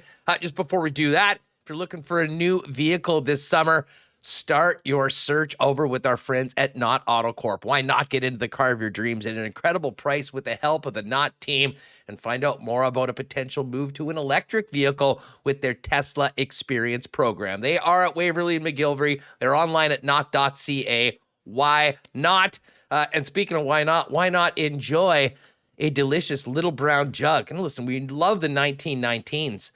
But Little Brown Jug's got some great new products, including a cider they've just launched, which was fermented for 4.5 months from cold-pressed apples from an Ontario orchard using a mix of wild and cultured yeast. It's dry and refreshing, and it's gluten-free. It's just one of many new products from Little Brown Jug, including a queer beer, Saison, Hefeweizen, and their Folk Fest lager. Stop by the tap room or patio on William Avenue to try one of their new delicious brews. And of course, you can also get it at your favorite local beer store or online at littlebrownjug.ca.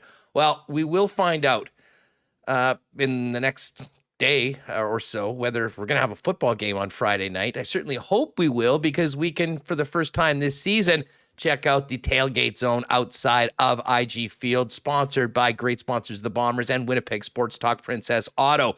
Of course, Princess Auto is where you'll find the best deals and the most unique assortment of tools and equipment around.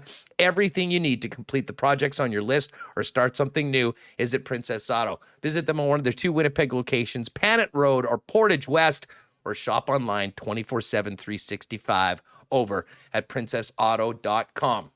And man, just seeing those snow pics from the Princess Auto video.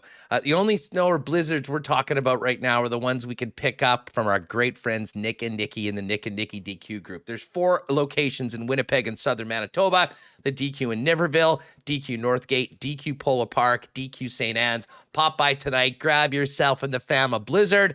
And by the way, you might want to sneak in one of those new stack burgers as well, which are phenomenal. And hey, if you do have a cake need, there's nothing better than a DQ ice cream cake. Hit them up on Instagram at DQ Manitoba. Let them know what you want. They'll customize it, get it ready for you to pick up quick and easy at any of the 4 Nick and Nikki DQ locations. All right.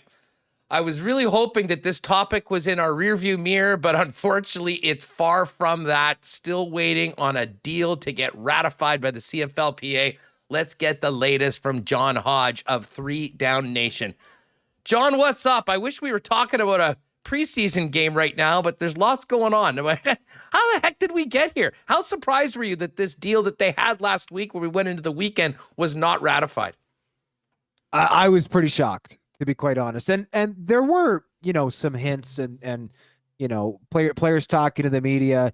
Antoine Pruneau made some comments, Ottawa Red Blacks veteran defensive back, voicing his concerns. David Mackey, a fullback in BC, did the same. Chris Aki, veteran linebacker in Montreal, did as well. And I remember reading those articles, listening to those comments and going, okay, I appreciate that the Canadians have some concern about this change coming to the ratio. However, I cannot see this deal not being ratified by the players because it was such an improvement over what we've seen over the last few collective bargaining agreements from a player's perspective.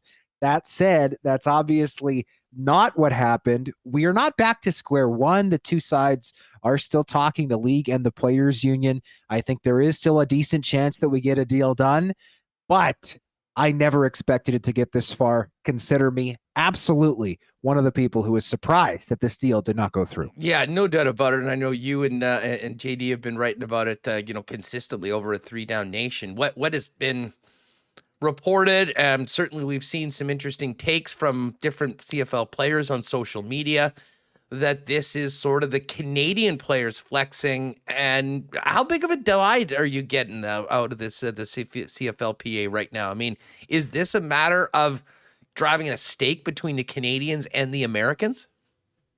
I think so. I think that's certainly fair to say. To me, the biggest issue with the American players, my sense, was the lack of a ratification bonus. I was told yesterday by a player that this deal will get done if a ratification bonus was added to it. It was yesterday to the tune of $1 million. That equates to about $2,000 a player. Personally, I don't think this deal needed a ratification bonus. Granted, I'm not one of the players who's missed game checks in 2020 due to the canceled season and missed out on money during a COVID-shortened 2021 season, during which the CFL chose to spend to the floor rather than the cap of their salary structure. However, with that being said, I mean, this deal, I think, was a true partnership. We've heard the CFL use some very flowery language about partnering with the CFL and having a transformational agreement. This deal sets the players up for long-term success. They get partially guaranteed contracts for veterans, increased health and safety standards. They got revenue sharing for the first time really ever in like a meaningful, structured, transparent way with the right to a third-party auditor.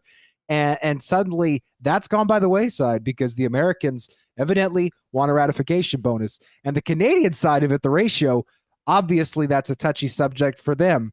I've been led to believe there are a number of Canadian players who will and do not ever plan on voting for a CBA that changes the ratio in any way, shape, or form. They want every spot that is currently Canadian to remain Canadian, and that includes roster spots, and that includes the starting spots. And that is a bit of an oversimplification. There's a ton of veterans with a ton of different thoughts, feelings, opinions, but in general, as a generalization, I think it's fair to say that the Americans want a ratification bonus and the Canadians want the ratio to remain completely unchanged. I think that's why this deal fell through. John Hodge of 3 Down Nation with us here on Winnipeg Sports Talk Daily. You were the first one to report yesterday morning, I believe, that the CFL had tendered a new offer to the Players Association. Tell us about the offer. How different is it? And are they in a better chance? Do they have a better chance right now of getting this thing done based on what's in front of them right now? So the previous agreement in terms of the ratio, by the way, for the uninitiated, is basically the CFL's word for how Canadian players are required to be used and deployed on the roster and on the field. The change that was made, the tentative agreement, had 7 true Canadian starters plus 1 veteran American who counted as a nationalized starter. So you've got essentially 7 real Canadians, 1 fake Canadian.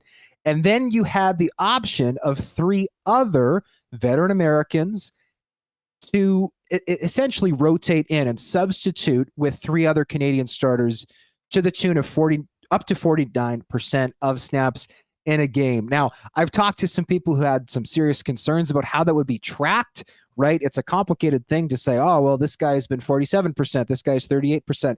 That's complicated, but I thought it was ultimately a good solution. You keep the same amount of Canadian starters, the same amount of Canadian players. You just have some veteran Americans who could potentially rotate and be a backup or fill in the case a player got injured later on in the game.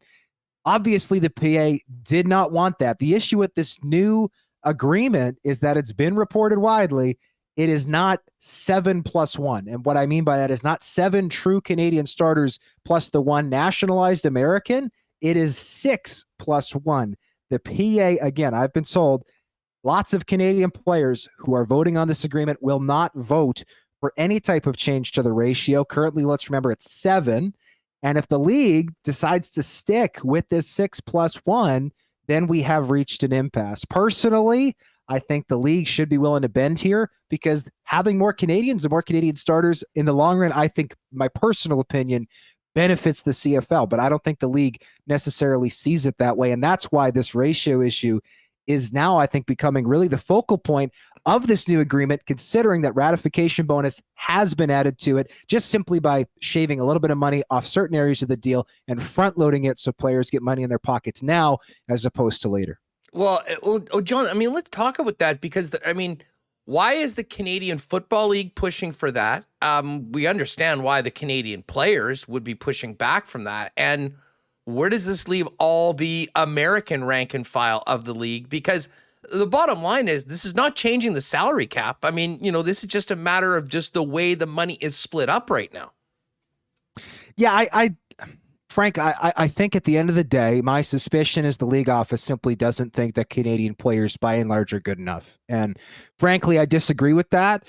I shake my head at it, because this is a league called the Canadian Football League.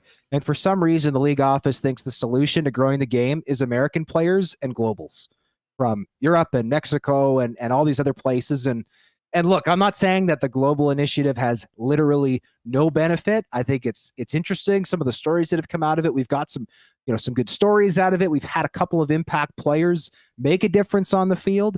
But to me, the C in CFL is the answer. And if you have lost the C in CFL, you've lost your way a little bit. This is a league that used to have 10 Canadian starters not that long ago. It's gone down to 7.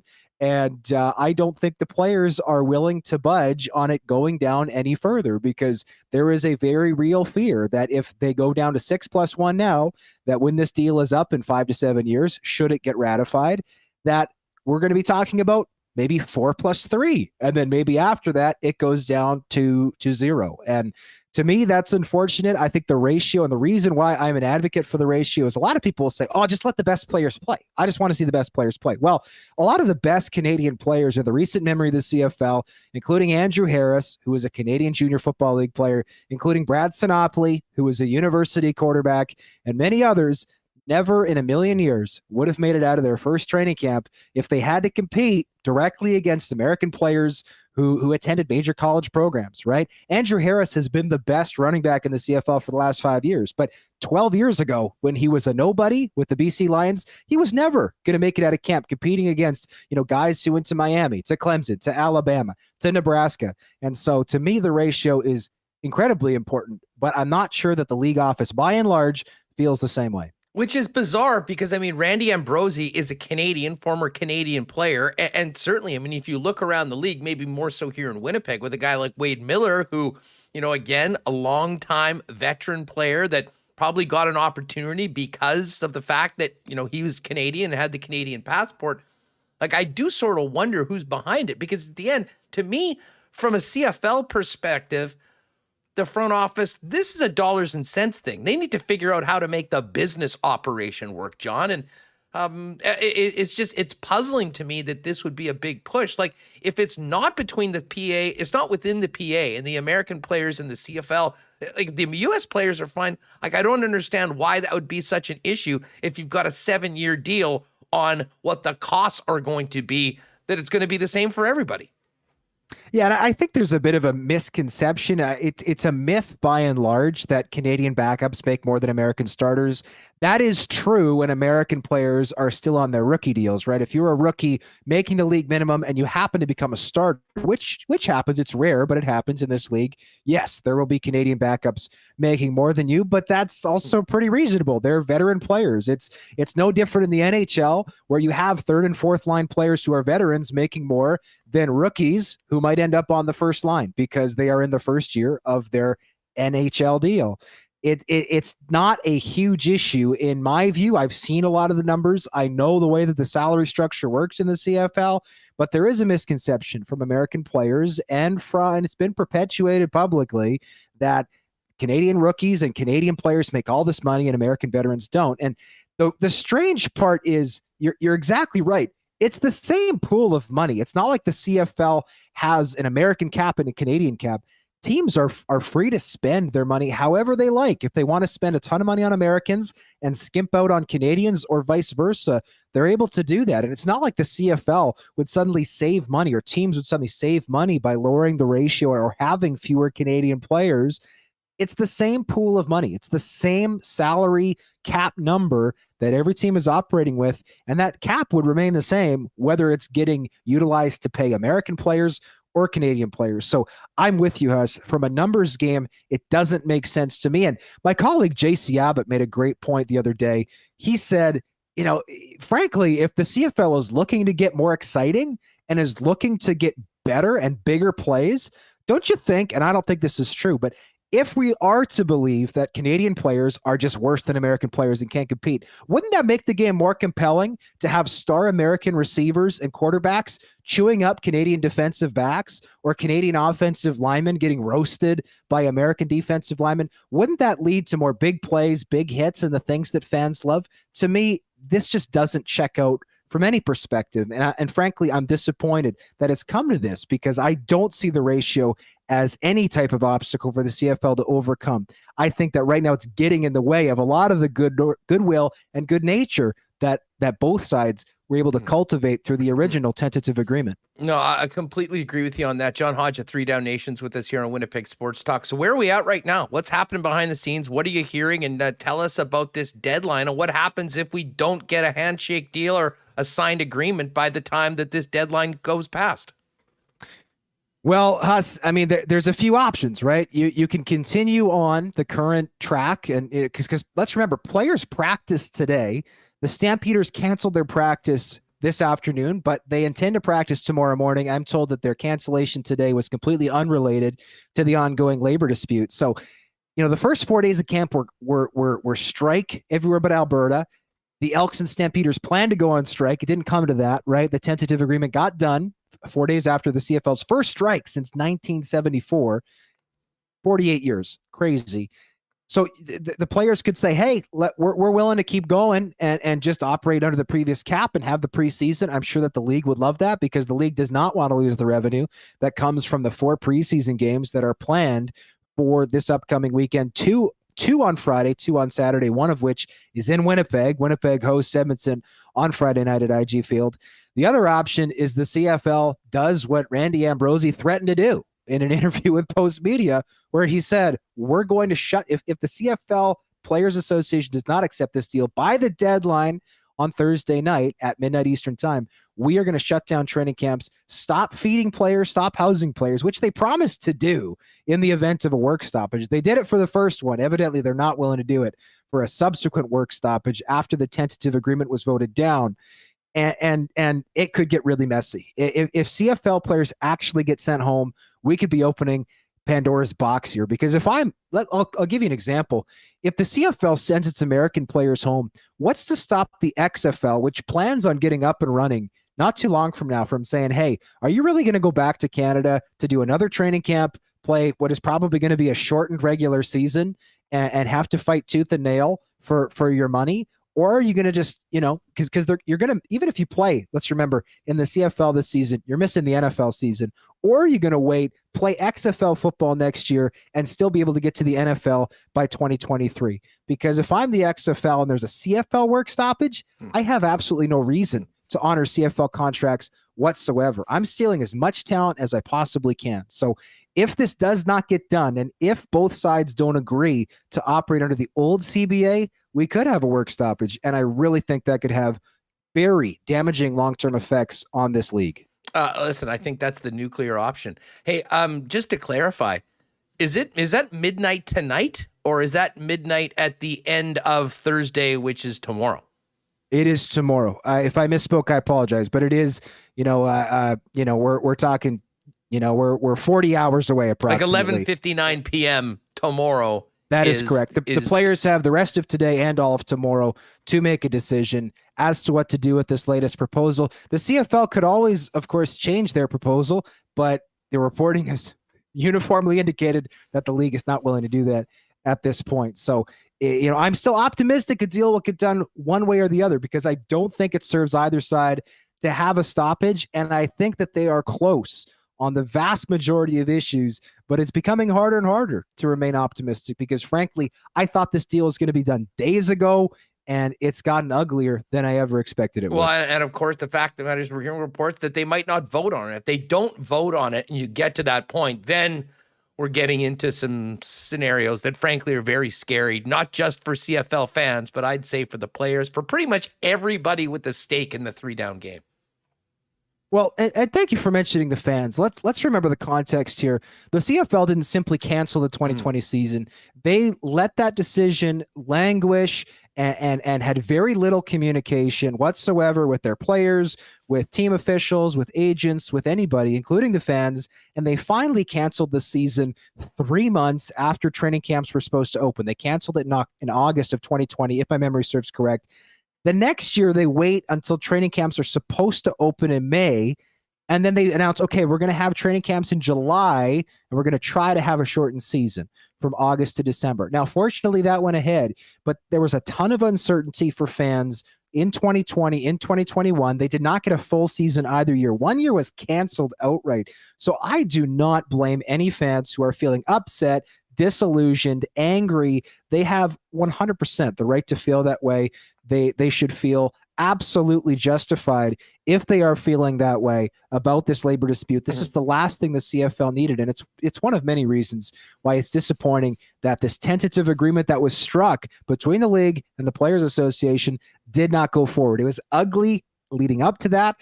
We reached a point where we said, okay, this is done. The strike is over. We're good to go. And now that Band-Aid has been torn right off.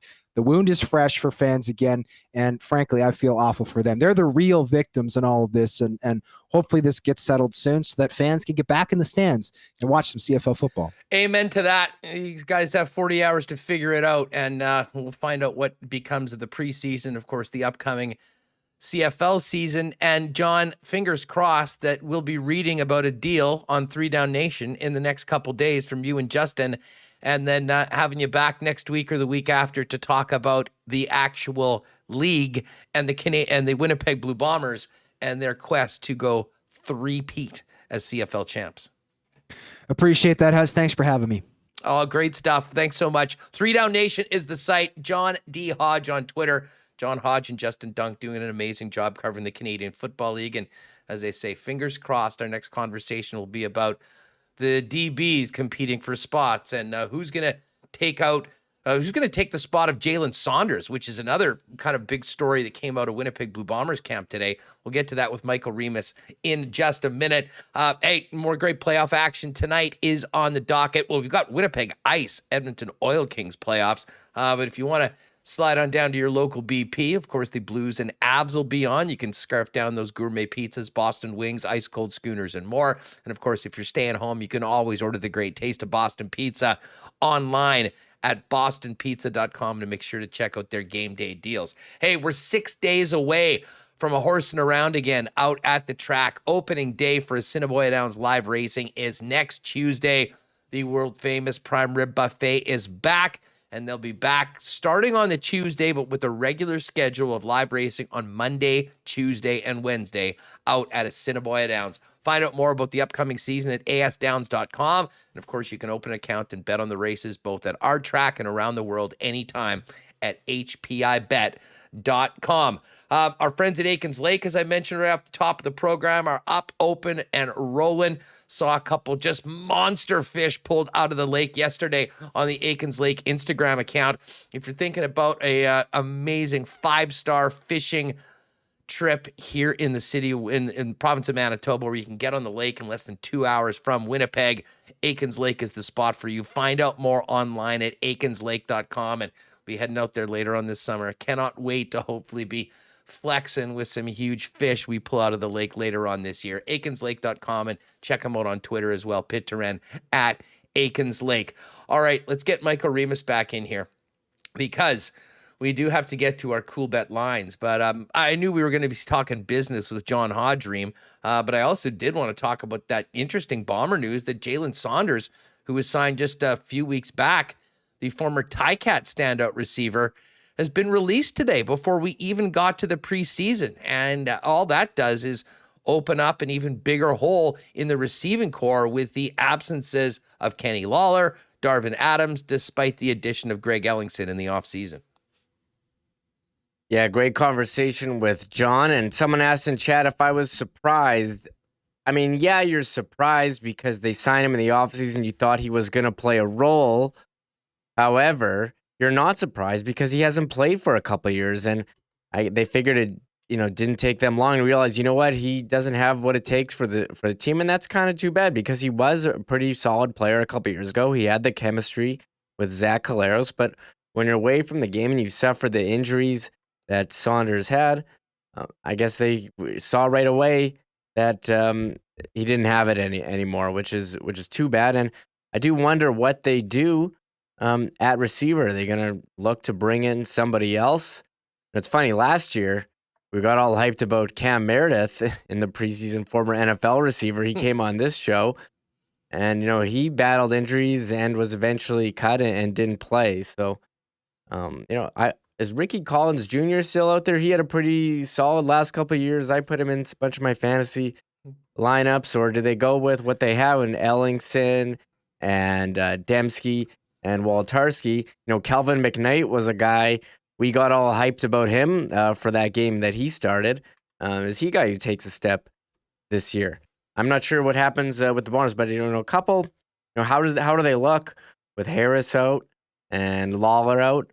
And Adams, there's some big changes on the Bombers' offense heading into the season. Great comment from Mission Boy Bruce. If they continue to reduce and eventually eliminate the ratio, they have to change the league name. Can't call it the CFL without Canadians. I think that is a what about the sentiment rules? Held by the majority of CFL fans.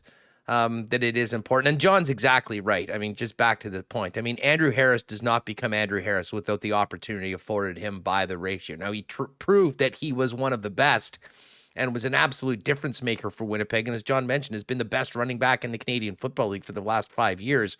But it is a very salient point that 12 years ago, coming out of Vancouver Island in the JFL, I'm not sure that Andrew Harris gets that opportunity to prove himself, to stick with the team, to learn, to grow.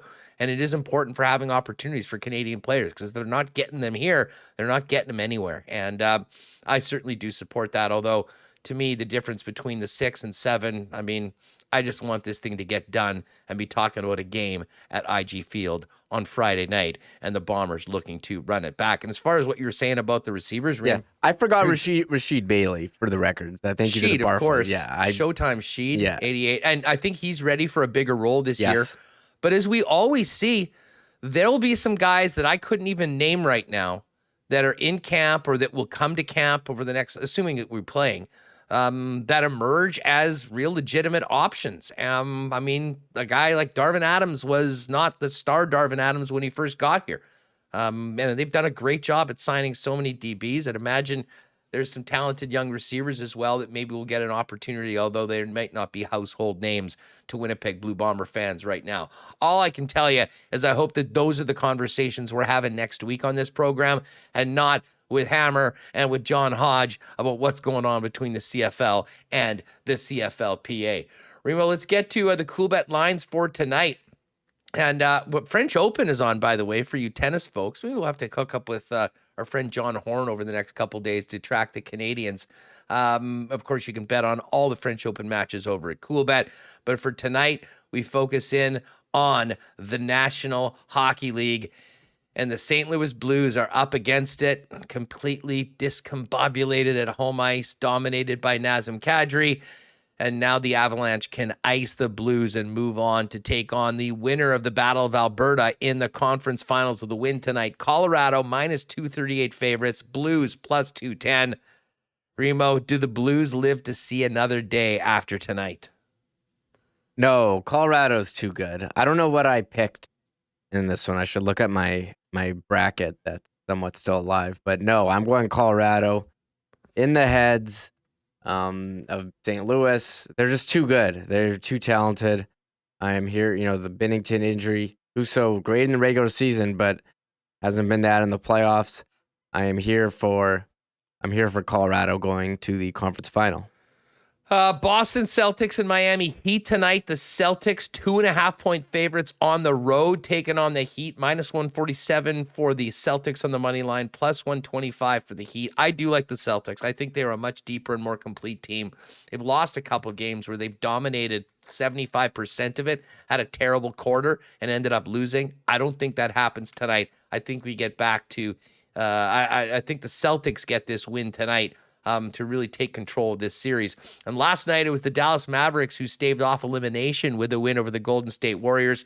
Mavs tomorrow night, 7.5-point underdogs in Golden State. And right now for the NBA, the Golden State Warriors, a -147 favorite to win the championship. Celtics +215, Heat 6-1, and the Mavs 50-1 if you think they can win 3 in a row, oust the Warriors, and come back from a 3-0 deficit. Again, whether it is the Charles Schwab Challenge, which tees off tomorrow, French Open, baseball, basketball, hockey, whatever you like, you can lay a sprinkle on it over at Coolbet. Use the promo code WST for a 100% bonus up to $200 on your first deposit. Oh, speaking of that, let's check these ice. I know people will be I'm so fired up that these ice lines are also on Coolbet. Right now, Edmonton Oil Kings, -169 favorites. Winnipeg Ice +127.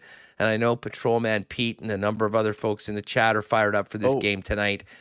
2 overtime losses and a 5-1 win. I like the Ice chances to get this thing back to even terms tonight. I will be riding with the +127 underdogs from the Peg tonight at Rexall Arena or Rogers Arena against the Edmonton Oil Kings. Rod, we keep forgetting the name of we've done that a couple times. Yeah, I always want to call it Rexall Center, Skyreach Center, Pengrowth Saddle Dome. Was that what it was? Oh no, it was Pengrowth Saddle Dome for a while. Sorry, it was what was the other one? There's one more. Geez, we could go through a lot. Is it now the Scotiabank Saddle Dome? Wait. Oh yeah, Northland's Coliseum originally. Yeah. Northland, that's what I was thinking. Sorry. Yeah, I think it is Scotiabank in Calgary. Anyways, yeah, Ice as an underdog, that's the pick. It's funny, I look at these NBA teams left in the Final Four. I mean, where's all the big powerhouse teams that we were looking for the beginning of the playoffs? The 76ers, Nets, I thought they were shoo-ins. Milwaukee Lakers Bucks didn't even make it. Lakers, yes. Clippers also. Think of the super teams: the Clippers, the Lakers, and the Heat, and the Nets. Excuse me. I mean, those were the teams that everyone just assumed was going to be, competing with each other for championships. All out. And listen, I thought Milwaukee was going to be there. They got beat by Boston. Boston's a really great team, and Boston's gotten better since losing Kyrie Irving. So yeah, you're exactly right. It is sort of fascinating. Golden State maybe a little different, still has the makings of that dynastic team that was there before.